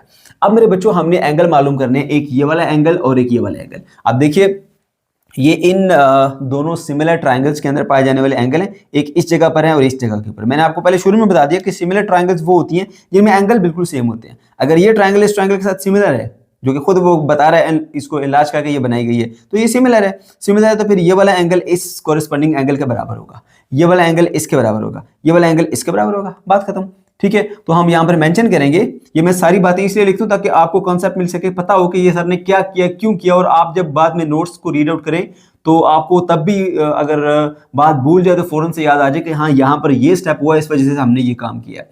As triangle OBP and triangle BCQ are similar, क्योंकि दोनों ट्राइंगल सिमिलर है, so corresponding angles will be same, क्योंकि सिमिलर ट्रायंगल्स के जो कॉरेस्पॉन्डिंग एंगल्स होते हैं वो सेम होते हैं। तो ये इसका एंगल और ये इसका एंगल, ये दोनों कॉरेस्पॉन्डिंग एंगल है, तो ये दोनों एक दूसरे के बराबर होंगे। Angle BQC and angle BPU both are equal, ठीक है बेटा। अच्छा, उसके बाद देखिए अब हमने दोनों की वैल्यू निकालनी है, अब बीसीक्यू की वैल्यू भी निकालनी है और बीपीओ की वैल्यू भी निकालनी है। तो उसका सबसे आसान तरीका देखो, ये है हमारे पास बेटा, ये डायमीटर है। डायमीटर जो है सर्कल के सरकमफेरेंस के साथ एक एंगल बना रहा है, और मैंने आपको समझाया था मेरे बच्चों कि सर्कल का जो डायमीटर होता है ना, वो सरकमफेरेंस के साथ किसी भी एक पॉइंट से एंगल बना के आ जाए, किसी भी एक पॉइंट से, वो हमेशा हमेशा हमेशा 90 डिग्री का होगा, वो और कोई नहीं हो सकता, ठीक है। सो यहां पर क्योंकि ये सीबी एक या बीसी एक डायमीटर है और वो सरकमफेरेंस एंगल बना रहा है डायमीटर, तो जो डायमीटर सरकमफेरेंस एंगल बनाएगा बेटा वो 90 डिग्री होगा, ठीक है। तो मैंने मेंशन किया बिकॉज़ सरकम एंगल मतलब जो सरकमफेरेंस से बने, subtended by the diameter is 90 degree. Circum angle जो डायमीटर बनाता है वो 90 डिग्री ही होता है और कोई नहीं होता, जिस मर्जी पॉइंट से टच होके आ जाए तो वो 90 डिग्री बनेगा। That's why angle BPO 90। अब क्योंकि बीसीक्यू और बीपीओ दोनों बराबर हैं, अगर ये 90 तो फिर ये भी 90 होगा, ठीक है। तो बोथ आर 90 आ गए। अच्छा, उसके बाद फिर नेक्स्ट जो चीजें हमने मालूम करनी है बेटा, वो है जी हमारे पास ओ ए की साइड, ओ से लेकर ए तक की जो लेंथ है ना वो हमने मालूम करनी है। तो बड़ा आसान है, देखो यहाँ पर ये एक ट्राइंगल बन रही है, ये ट्राइंगल, इसके अंदर ये लेंथ तो बताई गई है 10 सेंटीमीटर है, ठीक है, और यहां से लेकर यहां तक पूरी 10 है, तो सेंटर से इधर और सेंटर से ऊपर 5 होगी, तो ये लेंथ आ गई 5, ये लेंथ आ गई 10, ये हम मालूम कर लेंगे। तो यहाँ पर आप बेशक एक ट्राइंगल बना के शो कर ले इस तरह से कि बेटा ये आपके पास पॉइंट ए है, ये पॉइंट बी है, और ये पॉइंट आपके पास ओ है, इसकी वैल्यू 5 है, इसकी वैल्यू 10 सेंटीमीटर है, तो इसकी वैल्यू आप मालूम करना चाहते हैं तो पाइथागोरस थ्योरम इसके ऊपर आप अप्लाई कर सकते हैं, ठीक है। और पाइथागोरस थ्योरम क्यों अप्लाई करेंगे, क्योंकि ये एक राइट एंगल ट्राइंगल बन रही है, देखो ये रेडियस है और ये टेंजेंट, ठीक है, क्योंकि साइकिल के एक पॉइंट को टच करके जा रहा है, तो ये दोनों हमेशा परपेंडिकुलर होती है, इसलिए ये जो ट्राइंगल है वो राइट एंगल ट्राइंगल है, और राइट एंगल ट्राइंगल के ऊपर हम पाइथागोरस थ्योरम अप्लाई कर सकते हैं। और इसमें ये अननोन साइड है, हाइपोटेन्यूज का स्क्वायर बराबर है बेस का स्क्वायर प्लस परपेंडिकुलर का स्क्वायर, ये अननोन साइड ओ ए है जिसकी वैल्यू हमने मालूम करनी है, उसका स्क्वायर बराबर है ए बी का स्क्वायर जमा OB का स्क्वायर। अब AB की वैल्यू कितनी है, AB की वैल्यू आ गई 10 सेंटीमीटर और OB की वैल्यू आ गई 5 सेंटीमीटर। अब 10 का स्क्वायर 100 हो गया, 5 का 25 हो गया, दोनों जमा करो 125। इसका आप ले लो बेटा स्क्वायर रूट, क्योंकि हमने OA की वैल्यू निकालनी है ना, तो OA की वैल्यू मेरे बच्चों आपको बस बनकर आएगी 5 into square root of 5 centimetre में। ठीक है, तो ये आपने OA की वैल्यू निकाल ली। उसके बाद फिर बेटा आपने मालूम करनी है AR की वैल्यू, A से लेकर R तक वैल्यू। अब ये A से B तक जो वैल्यू वो तो 10 सेंटीमीटर है और ये वाली वैल्यू आपको बुक में नहीं दिखाई गई, क्वेश्चन के अंदर नहीं दिखाई गई। तो हमें इतना तो पता ना कि यहाँ से लेकर यहाँ तक जो है आपके बस लेंथ बनती है ये 5 सेंटीमीटर है। तो अगर हम यहाँ से देखें, यहाँ से लेकर यहाँ तक जो लेंथ है वो कितनी बनती है, ये भी तो सर्कल का रेडियस ही है। ये अगर सर्कल का रेडियस 5 सेंटीमीटर है तो सर्कल के तो सारे रेडियस बराबर होते हैं, तो यहाँ से लेकर यहाँ तक जो लेंथ है ये तो सर्कल की रेडियस के बराबर है, तो ये भी फिर कितनी होनी चाहिए 5, क्योंकि एक सर्कल के सारे रेडियस बराबर होते हैं। अगर यहाँ से लेकर यहाँ तक 5 है तो यहाँ से लेकर यहाँ तक भी 5 होगी, तो हमने यहाँ पर 5 शो कर दिया उसको। तो इस तरह से मेरे बच्चों आपको बस ये 10 सेंटीमीटर और ये 5 सेंटीमीटर दोनों को जमा करेंगे तो 15 सेंटीमीटर आपके पास जवाब आ जाएगा।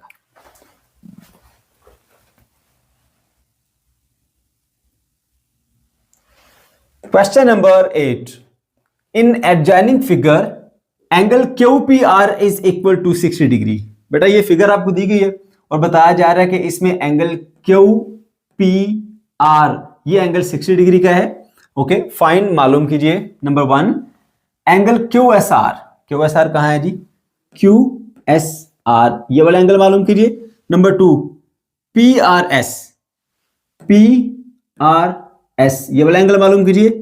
नंबर 3 PQS, PQS ये वाला एंगल मालूम कीजिए। और नंबर 4 पे QTR, QTR ये वाला एंगल मालूम कीजिए। और फिर पांचवा पार्ट है why QTR is acute। ये जो QTR वाला एंगल है ये एक्यूट क्यों है, एक्यूट एंगल उसे कहते हैं जो 90 डिग्री से छोटा होता है। तो ये 90 से छोटा क्यों है उसकी रीजन भी हमने बतानी है। ठीक है बेटा, ओके तो चलिए जी स्टार्ट करते हैं।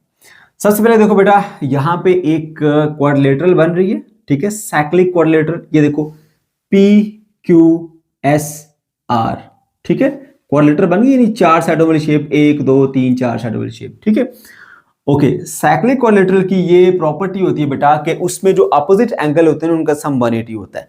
ये वाला जो एंगल है इस वाले एंगल के साथ जमा करोगे तो 180 मिलेगा, ठीक है। ये वाला एंगल है इस वाले एंगल के साथ जमा करोगे तो भी 180 मिलेगा। अब क्योंकि ये हमें पता है कि ये 60 है, ठीक है, तो इसके अंदर ये वाला एंगल जमा करेंगे तो टोटल बन जाएगा 180। तो उससे हम बेटा इस एंगल की वैल्यू मालूम कर लेंगे। तो सबसे पहले हम इस तरह मालूम करेंगे, तो यहाँ पे हेडिंग लगाएंगे आपके in cyclic quadrilateral PQSR sum of opposite angle is 180। अब QPR और QSR इन दोनों, ये दोनों ऑपोजिट एंगल है, इन दोनों का सम कितना होगा 180। ठीक है, तो यहाँ पे जो QPR उसकी वैल्यू तो हमें दी गई है, ठीक है, और वो 60 है। ये जाके उसमें से 180 में से माइनस कर दो, सो QSR की वैल्यू 120 आ जाएगी। ठीक है, तो आपको ये वाला जो एंगल है वो मिल गया कि ये एंगल आपके पास कितना है 120 डिग्री। ठीक है, अब ये दो रह गए और ये रह गया। उसके बाद आगे बढ़ते हैं बेटा।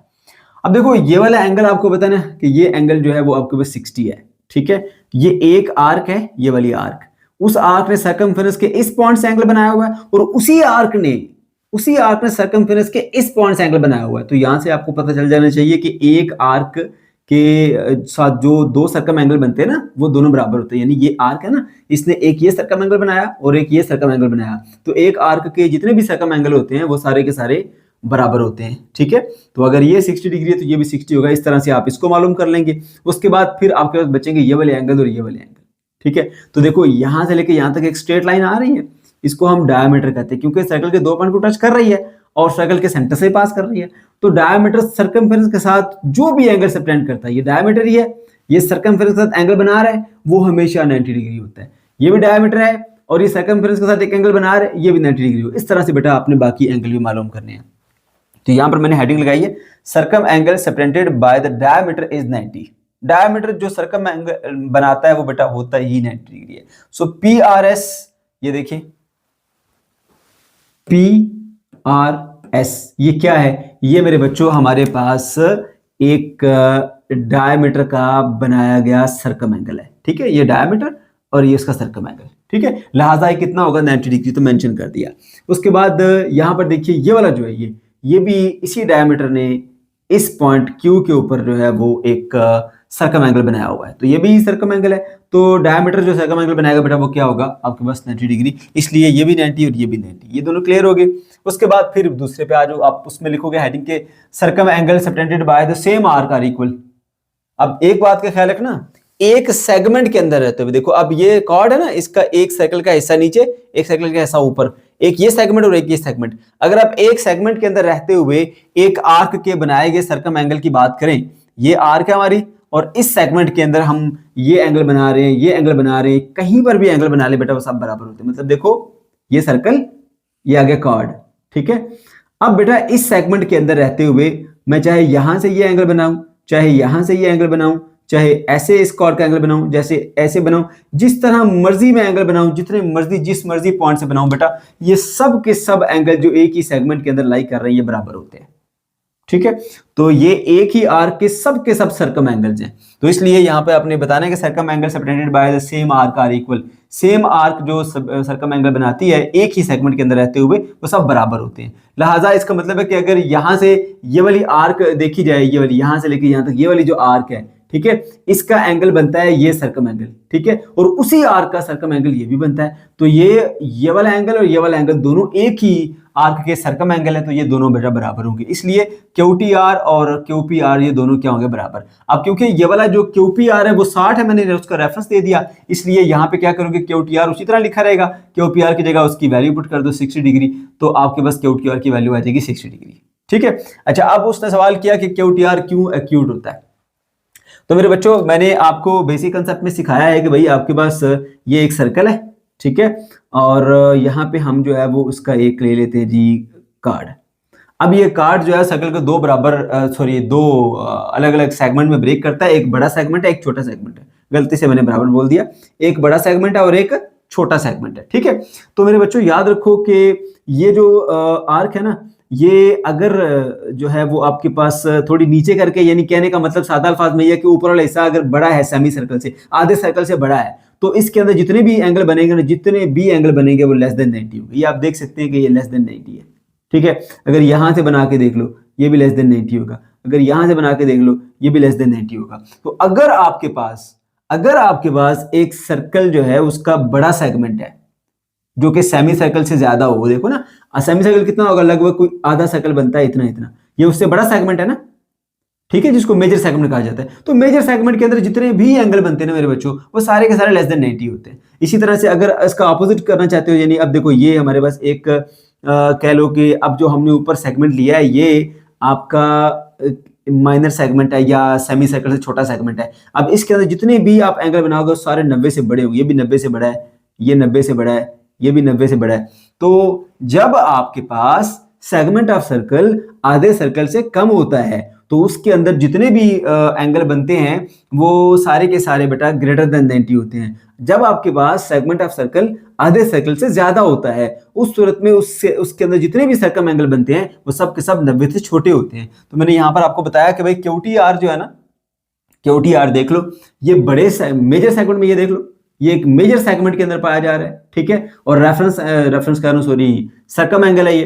तो जो सर्कम एंगल मेजर सेगमेंट के अंदर पाया जाता है बेटा वो लेस देन 90 होता है। QTR is present in the major segment greater than semi circle, यानी एक ऐसे सेगमेंट में पाया जा रहा है जो कि आधे सर्कल से बड़ा है, इसलिए ये जो एंगल बनाएगा वो 90 से छोटा होगा। Circum angle in a segment of the circle greater than semi circle is less than 90, यानी कि अगर आपका कोई सर्कम एंगल सर्कल के उस सेगमेंट में है जो सेगमेंट आधे सर्कल से बड़ा है तो उसके अंदर बनने वाला बेटा जो एंगल होगा वो कितना होगा, वो 90 डिग्री का होगा, ठीक है मेरे बच्चों। ओके, इसलिए हमने इसकी जो है वो कहा कि ये हमारा जो है वो एक्यूट होगा, ठीक है। ओके,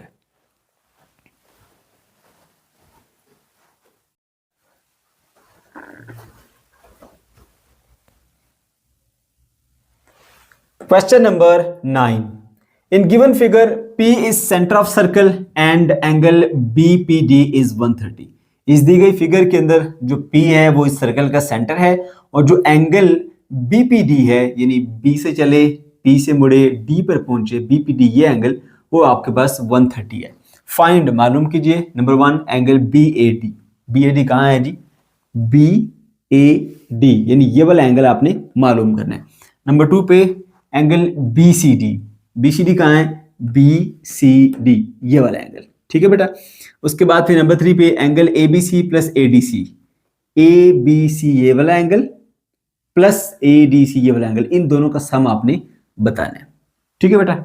ओके, अब बात जरा गौर से सुनिए बेटा, ये जो है ना, ये एक आर्क ले लीजिए DCB, ठीक है, और ये इसका सेंट्रल एंगल है पॉइंट P के साथ, और ये उसी आर्क का जो है ना, ये सर्कम एंगल है पॉइंट A के साथ, ठीक है। मैं यहाँ पे अलग से ड्रा करता हूँ, ये आ गया हमारा एक सर्कल, और बेटा यहां से ना हमने ये वो ले लिया जी आर्क, ठीक है, इसका ये पॉइंट D और ये पॉइंट आ गया इसका B, ठीक है बेटा। अच्छा, अब देखिए ये जो आर्क है ये सेंटर के साथ एक एंगल बना रही है ये वाला, ठीक है, ये इसका कार्ड बनता है, ठीक है, और ये आ गया जी इसका 130 डिग्री का एंगल, और यहां से ही एक सर्कमफेरेंस के साथ भी एक एंगल बन रहा है, ठीक है, वो ये वाला है, सही है, जो हमें मालूम करना है।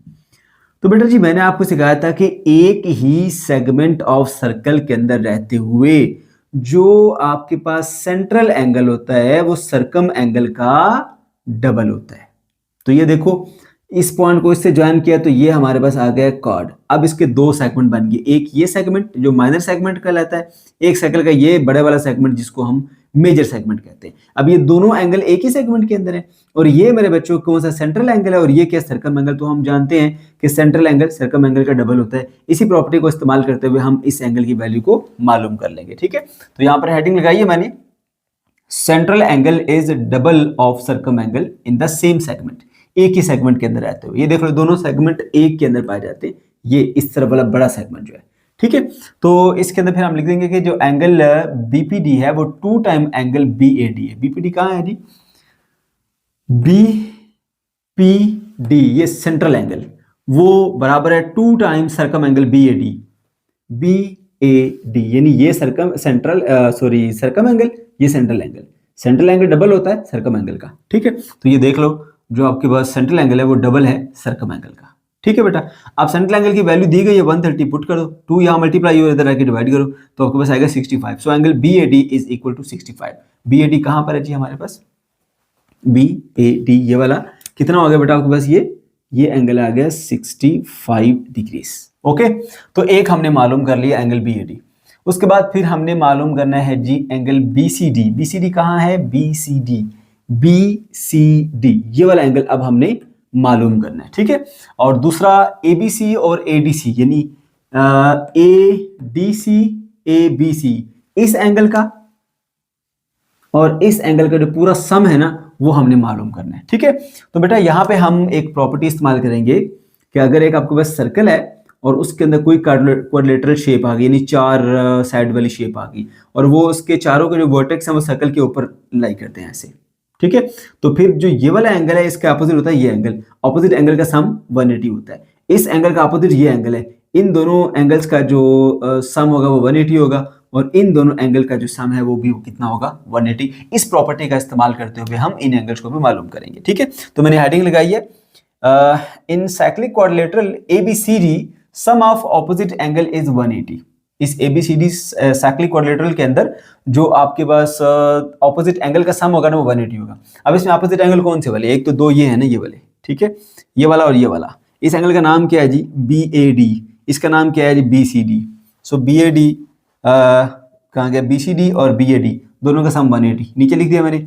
उसके बाद दूसरा जो है वो ये वाला ABC और ADC जिसका हमने सम मालूम करना था, ठीक है, वो दोनों का सम भी कितना होगा, फिर हमारे पास 180 होगा। सो angle ABC plus angle ADC, क्योंकि दोनों एक साइक्लिक क्वाड्रिलेटरल के अपोजिट एंगल है, तो साइक्लिक क्वाड्रिलेटरल के अपोजिट एंगल हमेशा जो है वो कितने होते हैं, 180 होते हैं उनका सम, ठीक है। सो ये आपके पास आंसर आ गया, यही चीज आपको चाहिए थी, ABC प्लस ADC का सम कितना होना चाहिए, 180। रीजन मैंने बता दिया कि साइक्लिक क्वाड्रिलेटरल के अपोजिट एंगल का सम हमेशा 180 होता है। ओके, उसके बाद ये भी दो साइक्लिक क्वाड्रिलेटरल के अपोजिट एंगल हैं, वो ये वाले, एक ये एंगल और एक ये एंगल, तो इन दोनों का सम भी कितना होगा, 180 होगा, ठीक है। So angle BCD plus angle BAD is equal to 180। अब बेटा जो BAD की वैल्यू अभी हमने कैलकुलेट की 65 है, ये 65 उधर जाके माइनस कर दो तो BCD की वैल्यू मिल के आएगी आपको 115 डिग्री, ठीक है। तो ये मेरे बच्चों आपके पास आ गई इसका इसकी वैल्यू जो कि आपने मालूम करनी। तो इस तरह से हमने 1 2 3 तीनों की वैल्यू को मालूम कर लिया। Question number 10, in the given figure PQ line is parallel to SR line. इस दी गई फिगर के अंदर ये जो PQ लाइन है ये SR लाइन के साथ पैरेलल है। Okay, and angle QPS is 95। QPS ये वाला जो एंगल है वो 95 है। ओके, फाइंड मालूम कीजिए एंगल QRS। QRS ये वाला जो एंगल है मालूम करना है। नंबर 2 PQR ये वाला जो एंगल है वो मालूम करना है। नंबर 3 PSR ये वाला जो एंगल है वो भी हमने मालूम करना है। ठीक है बेटा, तो देखिए ये एक क्वाड्रिलेटरल है जिसके चारों कोने सर्कल के ऊपर टच कर रहे हैं, तो ये एक साइक्लिक क्वाड्रिलेटरल है। तो हम जानते हैं बेटा कि जो साइक्लिक क्वाड्रिलेटरल होती है उसके जो ऑपोजिट एंगल है उनका सम 180 होता है। अब देखो ये वाला एंगल इसके ऑपोजिट ये एंगल है, इन दोनों का सम 180 होगा। इस एंगल के सामने ये एंगल है, इन दोनों का सम भी कितना होगा 180। इसी प्रॉपर्टी का इस्तेमाल करते हुए हम इस एंगल की वैल्यू को पहले मालूम करेंगे। ठीक है, तो यहां पर मैं लिखूंगा in cyclic quadrilateral sum of opposite angle 180 होते हैं। सो एंगल QPS ये देखिए जी, QPS यानी ये वाला एंगल, ठीक है, प्लस SRQ यानी ये वाला एंगल, तो इन दोनों एंगल का सम कितना होगा 180। तो यहां लिख दिया 180। ठीक है, आप QPS की वैल्यू 95 दी हुई है, इसको उसी तरह लिखें क्योंकि इसकी वैल्यू मालूम करनी है। 95 जाके उधर 180 से माइनस करो 85 आ जाएगा। सो SRQ एंगल जो है वो आपके पास आ गया 85। तो ये एंगल अब आपको मालूम है, ये आ गया बेटा जी 85 डिग्री। ठीक है, ओके, अब आपने बाकी दो एंगल मालूम करने हैं। अब जो प्रॉपर्टी आपने यहाँ पे अप्लाई कर ली वो तो ठीक है, लेकिन अब आप उसको यहाँ पे इस्तेमाल नहीं कर सकते क्योंकि ये एंगल भी अननोन है, ये एंगल भी अननोन है। तो इन दोनों का सम तो 180 है, ठीक है, बट इसमें से किसी एक की वैल्यू को भी आप मालूम नहीं कर सकते डायरेक्टली। तो यहां पर हम एक और प्रॉपर्टी का इस्तेमाल करेंगे। वो क्या बेटा कि अगर दो लाइन आपके पास पैरेलल हैं, एक ये लाइन AB और एक ये लाइन CD, अगर दो लाइन पैरेलल हैं, तीसरी लाइन उसको यूं कट कर रही है, ठीक है, तो ये वाला जो एंगल होता है, ये एंगल और ये एंगल जो दोनों एक ही साइड के ऊपर पाए जाते हैं, कंसेक्टिव एंगल्स। ठीक है, इन कंसेक्टिव एंगल्स का सम 180 डिग्री होता है। ठीक है, तो यहां पर अगर हम देखें तो ये लाइन इस लाइन के साथ पैरेलल है और ये लाइन इसको कट कर रही है, तो एक ही साइड पर पाए जाने वाले जो दोनों एंगल है उनका सम कितना होगा 180। अच्छा, ये एक थ्योरम जो हमने पहले डिस्कस किया उसके साथ इसको मिक्स बिल्कुल नहीं करना। उसमें मैंने ये कहा था कि दो लाइन पैरेलल हैं, तीसरी आगे कट करती है, ये इंटरनल और ऑपोजिट एंगल या अल्टरनेट एंगल, ये इस तरफ वाला इस तरफ, ये दोनों बराबर होते हैं। अगर ये थीटा तो ये थीटा। अब मैं कह रहा हूं कि अगर दो लाइन पैरेलल हैं, तीसरी इसको कट कर रही है, तो एक ही साइड पर पाए जाने वाले ये दोनों कंजेक्टिव एंगल्स होते हैं उनका सम 180 होता है, ये वाला भी और ये वाला भी। इसी तरह से अगर ये वाला एंगल और ये वाला एंगल इन दोनों का सम करेंगे तो भी आपको 180 मिलेगा। ठीक है बेटा, ओके, तो मैंने यहां पर लिखा है जी, इसी प्रॉपर्टी को हम यूज करेंगे। वो क्या है जी, consecutive interior angle between the parallel lines are supplementary. ठीक है, कि जो कंजेक्टिव इंटीरियर एंगल होते हैं, ये दो लाइन आ गई ना पैरेलल, तीसरी कट कर रही है, दोनों अंदर वाली तरफ है, इसको इंटीरियर एंगल कहते हैं, और वो भी कंजेक्टिव क्योंकि एक ही साइड के ऊपर पाए जाते हैं। तो इन दोनों का सम क्या होता है 180, क्योंकि ये दोनों एंगल क्या होते हैं सप्लीमेंट्री। सप्लीमेंट्री कहते हैं जिसका एंगल का सम जो है वो 180 हो, इस एंगल का सम 180 हो। ठीक है बेटा, ओके जी। तो अब यहां पर देखिए, ये पहली पैरेलल लाइन, ये दूसरी पैरेलल लाइन, और दो पैरेलल लाइन को ये तीसरी यूं कट कर रही है। ठीक है, तो ये दोनों जो है वो एक साइड के कंजेक्टिव इंटीरियर एंगल आ गए। तो कंजेक्टिव इंटीरियर एंगल का सम कितना होगा बेटा आपके पास 180। ये आपको पता है, ये आपको पता नहीं है तो कोई बात नहीं, इन दोनों का सम जो है वो आपके पास 180 होता है। सो ये देखें आप, यहाँ पे मैंने SRQ और PQR, SRQ कहां पर है ये देखिए, आप सेंटर वाले पॉइंट को देखा करो, ये R पॉइंट के ऊपर एंगल है, ये Q पॉइंट के ऊपर एंगल है। ठीक है, सो ये आ गया आपके पास R और ये आ गया आपके पास Q, R और Q, ये है जी R वाला और ये है Q वाला। देखो एक ही तरफ है ना, तो ये एक पैरेलल लाइन, दूसरी पैरेलल लाइन, तीसरी कट कर रही है, तो एक ही साइड पर पाए जाने वाले जो एंगल है इंटीरियर कंजेक्टिव एंगल, इनका सम 180 होगा। ठीक है, तो इन दोनों का सम मैंने 180 कर दिया। इसी तरह से इधर भी जो दोनों हैं इनका सम भी मैंने 180 कर दिया। एंगल QPS, ये आ गया QPS ये वाला एंगल, और प्लस PSR ये वाला एंगल। क्यों, ये लाइन इस लाइन तक पैरेलल है, ये कट कर रही है, तो एक ही साइड पर पाए जाने वाले दोनों एंगल कंजेक्टिव कहलाते हैं। तो ये कंजेक्टिव इंटीरियर एंगल सप्लीमेंट्री होते हैं, यानी इनका सम 180 होता है। तो दोनों का सम जो 180 कर दिया। क्या इसका सम 180, इसका और इसका सम भी 180। तो दो इक्वेशन मेरे पास बेटा बन के आ गई है, एक ये इक्वेशन और एक ये इक्वेशन। अब इसमें जो SRQ है उसकी वैल्यू अभी हमने मालूम की 85 है, यहाँ पुट करूंगा तो PQR की वैल्यू निकल के आएगी 95 डिग्री। इसी तरह से इस इक्वेशन के अंदर अगर मैं QPS की वैल्यू जो गिवन थी 95 वो पुट करूंगा तो आपके पास PSR की वैल्यू आ जाएगी 85। इस तरह से आपने जो चारों एंगल थे उनको मालूम कर लिया बड़ी आसानी के साथ। Question number 11, in the adjoining figure angle ADC is 120 degree. ये बेटा आपको फिगर दी गई इस क्वेश्चन में और बताया जा रहा है कि इसमें एंगल ADC 120 डिग्री है। Okay, find number 1 BAC angle, angle BAC कहाँ है जी, BAC ये वाला एंगल मालूम करना है। नंबर 2 फाइंड एंगल CAD ये वाला एंगल मालूम करना है। If AD is equal to CD, अगर जो A से D तक लेंथ है वो C से D तक लेंथ के बराबर हो। ठीक है बेटा, तो किस तरह से आप इस क्वेश्चन को सॉल्व करेंगे, जरा ध्यान से बात सुनिएगा बेटा। आपको ये वाला एंगल मालूम करना है और ये वाला एंगल मालूम करना है। ठीक है, पहले हम इस पे आ जाते हैं। अब इस एंगल को मालूम करने के लिए ना ये भी मालूम होना चाहिए और ये भी मालूम होना चाहिए, तब आप इसकी वैल्यू को फाइंड कर सकते हैं। इसलिए पहले हमें इन दोनों की वैल्यूज को मालूम करना पड़ेगा। ठीक है, तो सोचिए जरा ये वाला एंगल क्या हो सकता है। हम जानते हैं कि डायमीटर सर्कमफेरेंस के साथ जो एंगल बनाता है सर्कम एंगल, वो बेटा आपके पास 90 डिग्री का होता है। ठीक है, ये कंसेप्ट मैंने आपको शुरू में ही बताया था बेसिक कंसेप्ट के अंदर। ये आ गया आपका डायमीटर। अब ये सर्कमफेरेंस के ऊपर कोई भी एक पॉइंट आप चुन लें, उसके साथ जो एंगल बना के आएगा बेटा वो 90 डिग्री होगा। चाहे यहां बनाए या किसी भी और पॉइंट में बनाए, ये एंगल होता ही 90 डिग्री का। तो ये डायमीटर और ये सर्कम एंगल, तो इसका मतलब कि ये जो एंगल है ये आपके पास राइट एंगल है, यानी 90 डिग्री है। चलो एक एंगल तो मालूम हो गया आपको। ठीक है, तो यहां पर आप लिख देंगे कि हम सबसे पहले BAC को मालूम करना चाह रहे हैं। ठीक है, और उस सिलसिले में हमने ये देखा कि जो सर्कम एंगल बनाता है एक डायमीटर वो 90 डिग्री होता है, लिहाजा एंगल ACB इज 90। ACB, ठीक है, ACB एंगल 90 डिग्री का आ गया। ओके, तो चलो ये हल हो गया मसला। उसके बाद इसको भी मालूम करना पड़ेगा। अब इसकी वैल्यू क्या है ये भी हमें मालूम करना है। ये मालूम होगी तो ये फिर पता लगेगी। ओके, अब उसको कैसे मालूम किया जाए। अब इस ट्रायंगल के अंदर तो एक ही एंगल मालूम है, ये दोनों पता नहीं, इसकी वैल्यू ट्रायंगल से तो हेल्प नहीं मिल सकती आपको। लेकिन देखो बेटा, ये एक 4 कोनों वाली शेप बन रही है, क्वाड्रिलेटरल, उसके चारों कोने सर्कल के ऊपर आ रहे हैं, तो साइक्लिक क्वाड्रिलेटरल है। तो हम जानते हैं, हमने ये प्रॉपर्टीज पढ़ी थी कि जो साइक्लिक क्वाड्रिलेटरल होती है, यानी कि एक साइकिल के अंदर जो 4 साइड वाली शेप बनती है, उसके जो ये वाला एंगल है वो इस वाले एंगल के बराबर होता है। सॉरी, इन दोनों का एंगल का सम 180 होता है। इस और इस एंगल का सम जो है वो हमारे पास कितना होता है, 180। बात समझ गए हो ना। क्वाड्रिलेटरल जो होती है ना, साइक्लिक क्वाड्रिलेटरल, उसकी जो ऑपोजिट एंगल है उसका सम 180 होता है, यानी इसका सम 180 होगा, इसका और इसका सम 180 होगा। तो ये एक साइक्लिक क्वाड्रिलेटरल बन रही है। इसका मतलब जो ये वाला इस कॉर्नर पे है, D वाले कॉर्नर पे और B वाले कॉर्नर पे, ये दोनों ऑपोजिट एंगल होंगे और इन दोनों का सम कितना होगा, 180। ठीक है, तो इसको जमा करके 180 के बराबर करेंगे, वहां से आपको B एंगल की वैल्यू मिल जाएगी। ठीक है, तो यहां पर हम देखेंगे opposite angles of cyclic quadrilateral are supplementary, so angle ADC plus angle ABC is 180। ये देखिए, ADC ये वाला एंगल और ABC ये वाला एंगल, इन दोनों का सम क्या होगा, 180। सप्लीमेंट्री एंगल कहते हैं जिनका सम 180 हो, तो दोनों का सम फिर 180 होगा। अब आपको ADC की वैल्यू तो पता है, क्वेश्चन में 120 है, ये जाके उसमें से उधर माइनस कर दीजिए, तो आपके पास एंगल ABC की वैल्यू है 60 डिग्री। तो पता चला कि ये जो एंगल ABC है ये वाला, ये है हमारे पास 60 डिग्री। अब देखो, जब ये 60 है, ये 90 है, तो अब इसको मालूम करना कोई प्रॉब्लम नहीं है, क्योंकि हम जानते हैं कि एक ट्रायंगल के अंदर जो तीनों एंगल होते हैं उनका सम 180 होता है।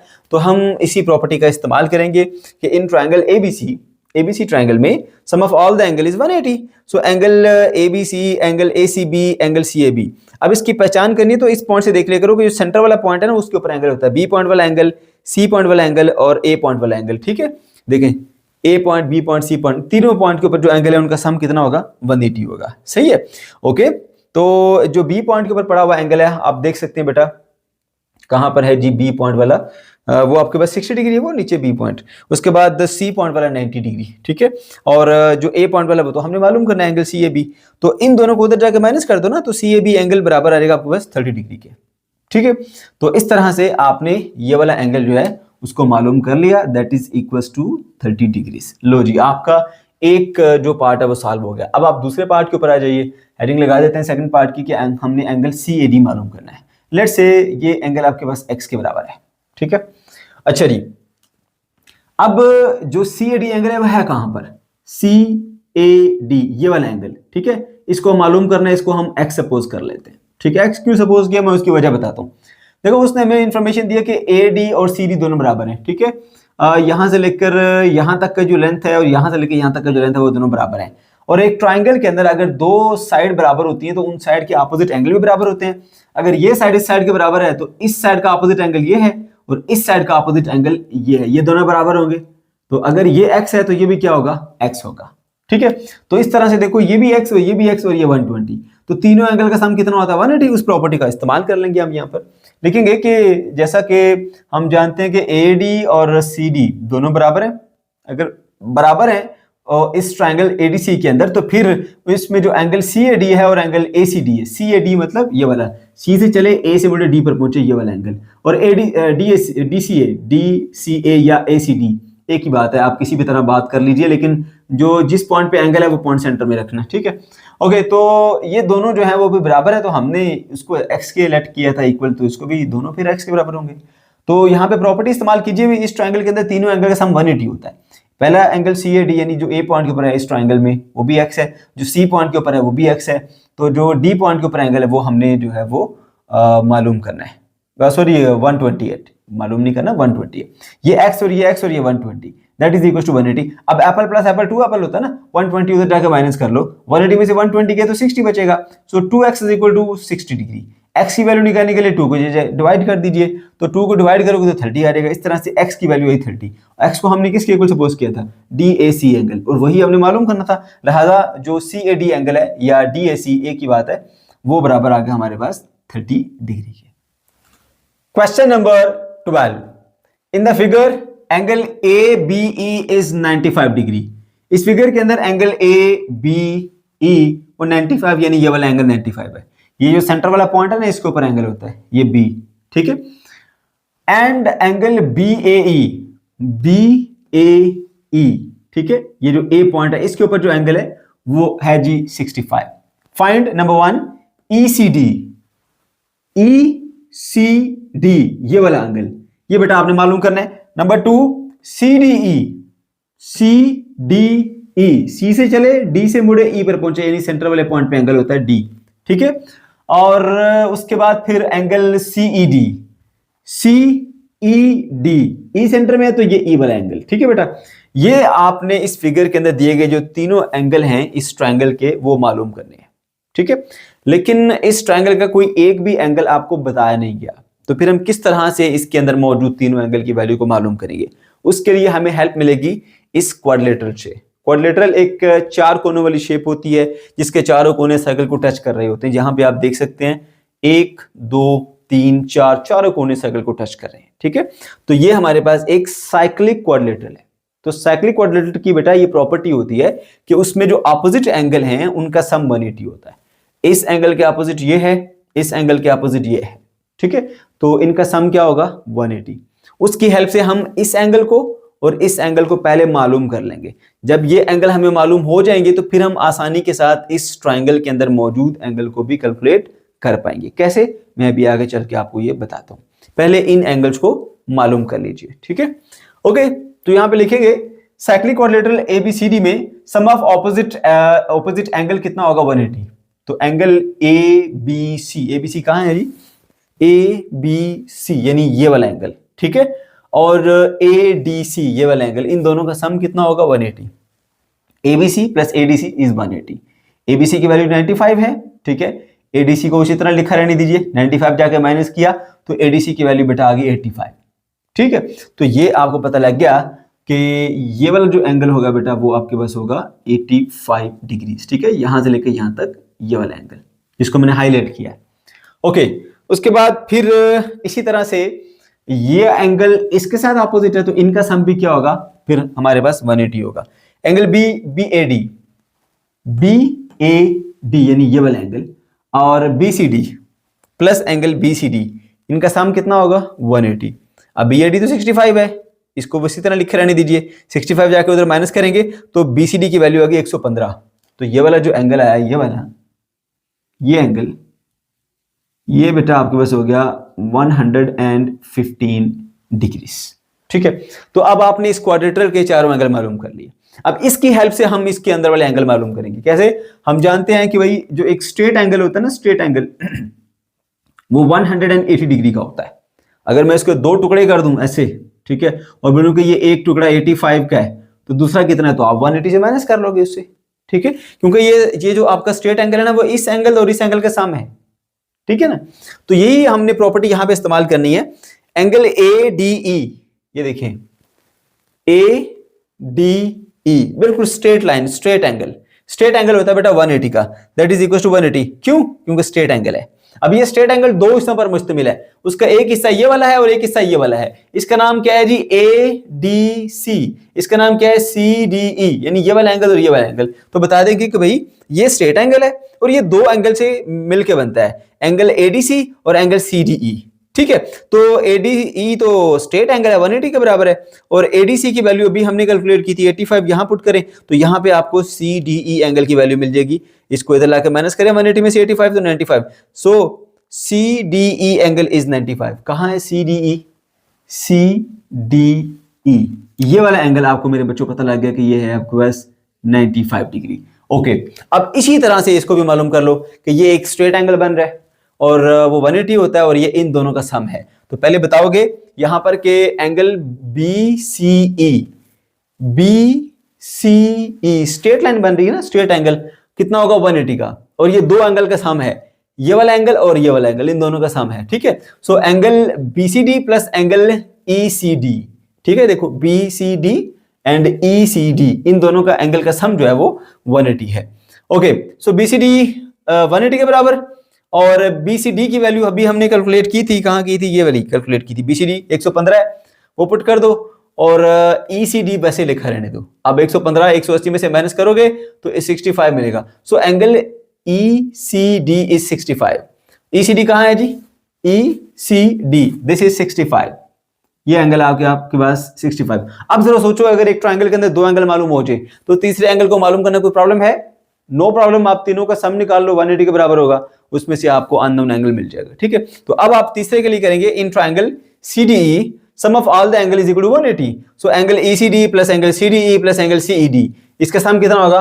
180। तो तीनों एंगल का सम 180 हो गया, उसमें से ईसीडी 65 है और सीडीई 95 है, इन दोनों को जाकर 180 में से माइनस कर दो। So angle CED is equals to आपके पास 20 डिग्री आएगा। ये मेरे बच्चों हमारे पास आंसर आ गया। इस तरह से हमने इन तीनों एंगल्स को मालूम कर लिया। Question number 13. A circular wall clock of radius 1 feet is hung by a 4 feet long string with a nail at point P. एक सर्कुलर वॉल क्लॉक है, जैसा कि आप पिक्चर में देख सकते हैं।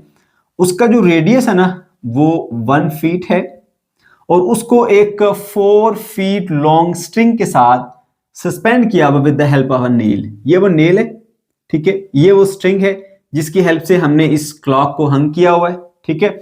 और इस स्ट्रिंग की जो लेंथ है वो 4 फीट बताई जा रही है। तो इस नेल से इस तरफ और नेल से इस तरफ 2 फीट इधर होगी और 2 फीट ही हमारे पास इस तरफ होगी, ठीक है बेटा। ओके, अब हमें मालूम क्या करना है? Number 1, find distance between centre of the clock and the nail. अब इस क्लॉक के सेंटर से इस कील तक का जो फासला है वो मालूम करना है। और नंबर 2 पे how far above the clock is the nail. अब क्लॉक से ऊपर नेल तक फासला कितना, मतलब ये यहां तक क्लॉक खत्म होता है, यहां से लेके इस नेल तक फासला कितना है बेटा, वो भी हमने मालूम करना है। तो एक हमने ये फासला मालूम करना है सेंटर से इस नेल तक फासला, और एक हमने क्लॉक के ऊपर वाला जो पॉइंट है यहां से लेके यहां तक, ये दोनों फासले बेटा हमने मालूम करने हैं, ठीक है। कोई मुश्किल क्वेश्चन नहीं है, बहुत ही ज्यादा आसान है। आपने क्या करना है, सेंटर को ना इस पॉइंट से ज्वाइन कर देना है। ज्वाइन करने के बाद बेटा आपके पास यहाँ एक ट्रायंगल बन जाएगी। अब देखिए ये एक लाइन है जो सर्कल के एक पॉइंट को टच करती हुई जा रही है, और ये सर्कल के सेंटर और सर्कल के एक पॉइंट को टच करने वाली लाइन है। इसको रेडियस कहते हैं, इसको टेंजेंट कहते हैं। रेडियस टेंजेंट के साथ हमेशा 90 डिग्री पर होता है। तो पता चला कि यहाँ पर एंगल 90 डिग्री है, इधर भी एंगल क्या होगा, 90 डिग्री होगा, ठीक है। तो यहाँ पर जो एक ट्रायंगल बन रही है वो एक राइट एंगल ट्रायंगल है, सही है। अब इस राइट एंगल ट्रायंगल में ये साइड भी गिवन है और ये साइड भी गिवन है, ये आपने मालूम करनी है तो पाइथागोरस थ्योरम यूज कर लेंगे और आसानी से इसको मालूम कर लेंगे, ठीक है। तो चलिए सॉल्व करते हैं। पार्ट नंबर 1 पे हमने ओपी लेंथ यानी ओ से लेकर पी तक जो फासला है ओ सेंटर है और पी जो है वो नील है, वहां तक फासला मालूम करना है।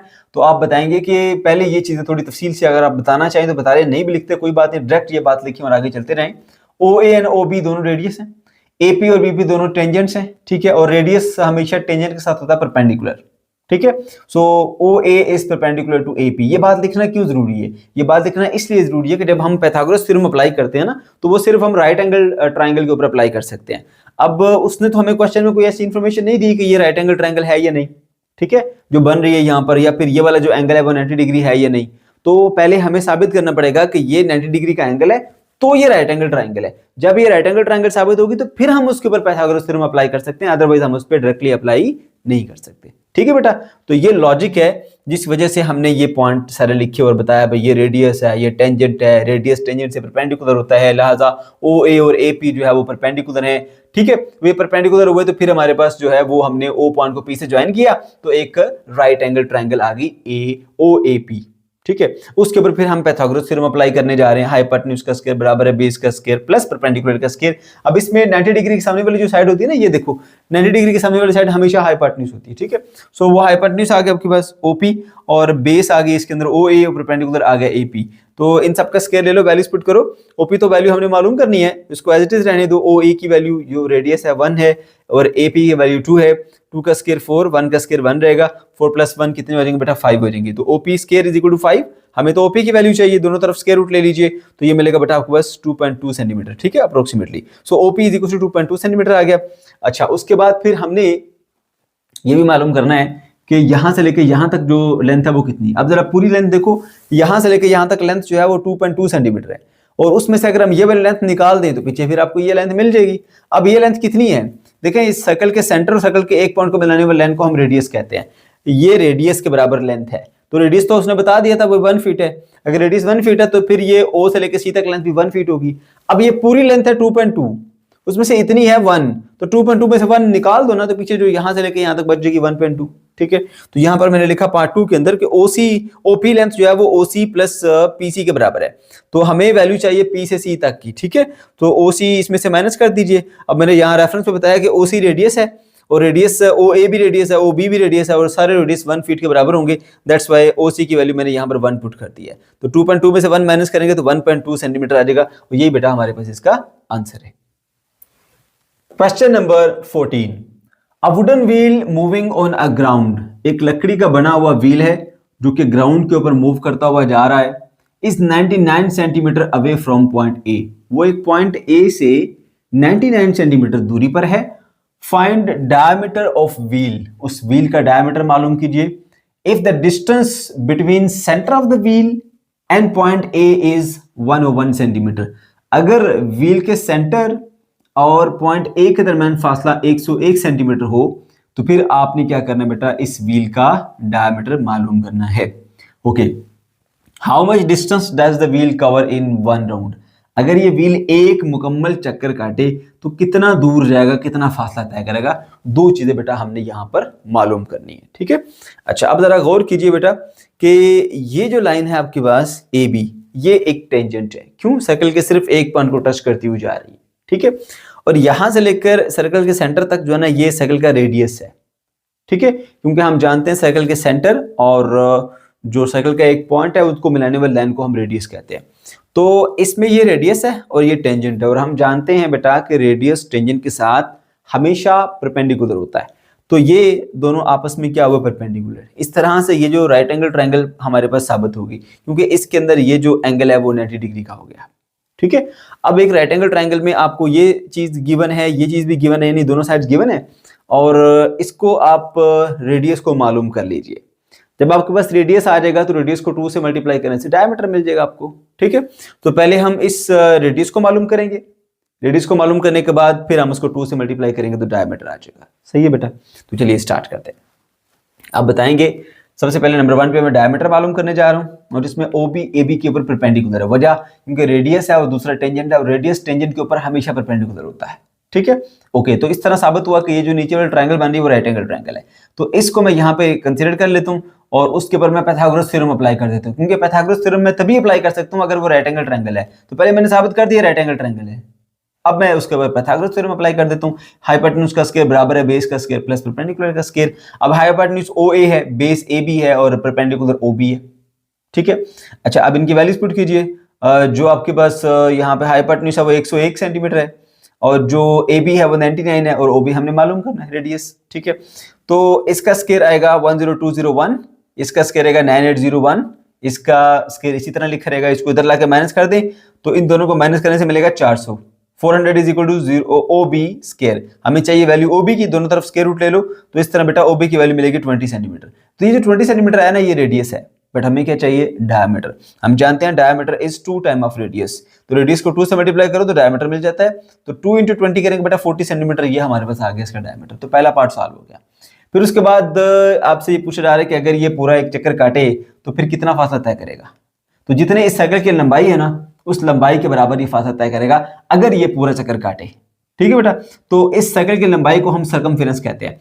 तो यहाँ पर आप नंबर 2 पर आइए, पार्ट नंबर 2 मेंशन कीजिए। बताइए डिस्टेंस कवर्ड इन 1 राउंड, हमने D मालूम करना है। तो हम जानते हैं distance covered in 1 round is equal to the circumference of the circle. जितने सर्कल की लंबाई है यानी सर्कमफेरेंस है उतना ही फासला वो एक चक्कर में तय करता है, हमेशा याद रखें ये बात। So D is equal to 2 pi r। अब 2 इसी तरह से लिखें, पाई की वैल्यू 3.14 r हमने यहाँ मालूम किया था, रेडियस 20 है तो 20 यहाँ पुट कर दीजिए, मल्टीप्लाई करेंगे तो आएगा 125.6 सेंटीमीटर, ठीक है बेटा। ओके बेटा, ये था हमारा आज का लेक्चर। अगर आपको कोई कंफ्यूजन है या किसी किस्म का कोई प्रॉब्लम है तो कमेंट सेक्शन के अंदर आप जरूर पूछ सकते हैं। वीडियो अच्छी लगी तो लाजमी से लाइक कीजिएगा, अपने दोस्तों के साथ शेयर कीजिएगा और अगर अभी तक हमारा चैनल सब्सक्राइब नहीं किया तो इसको लाजमी से सब्सक्राइब कर लीजिए। मिलते हैं नेक्स्ट वीडियो में। अल्लाह हाफिज़।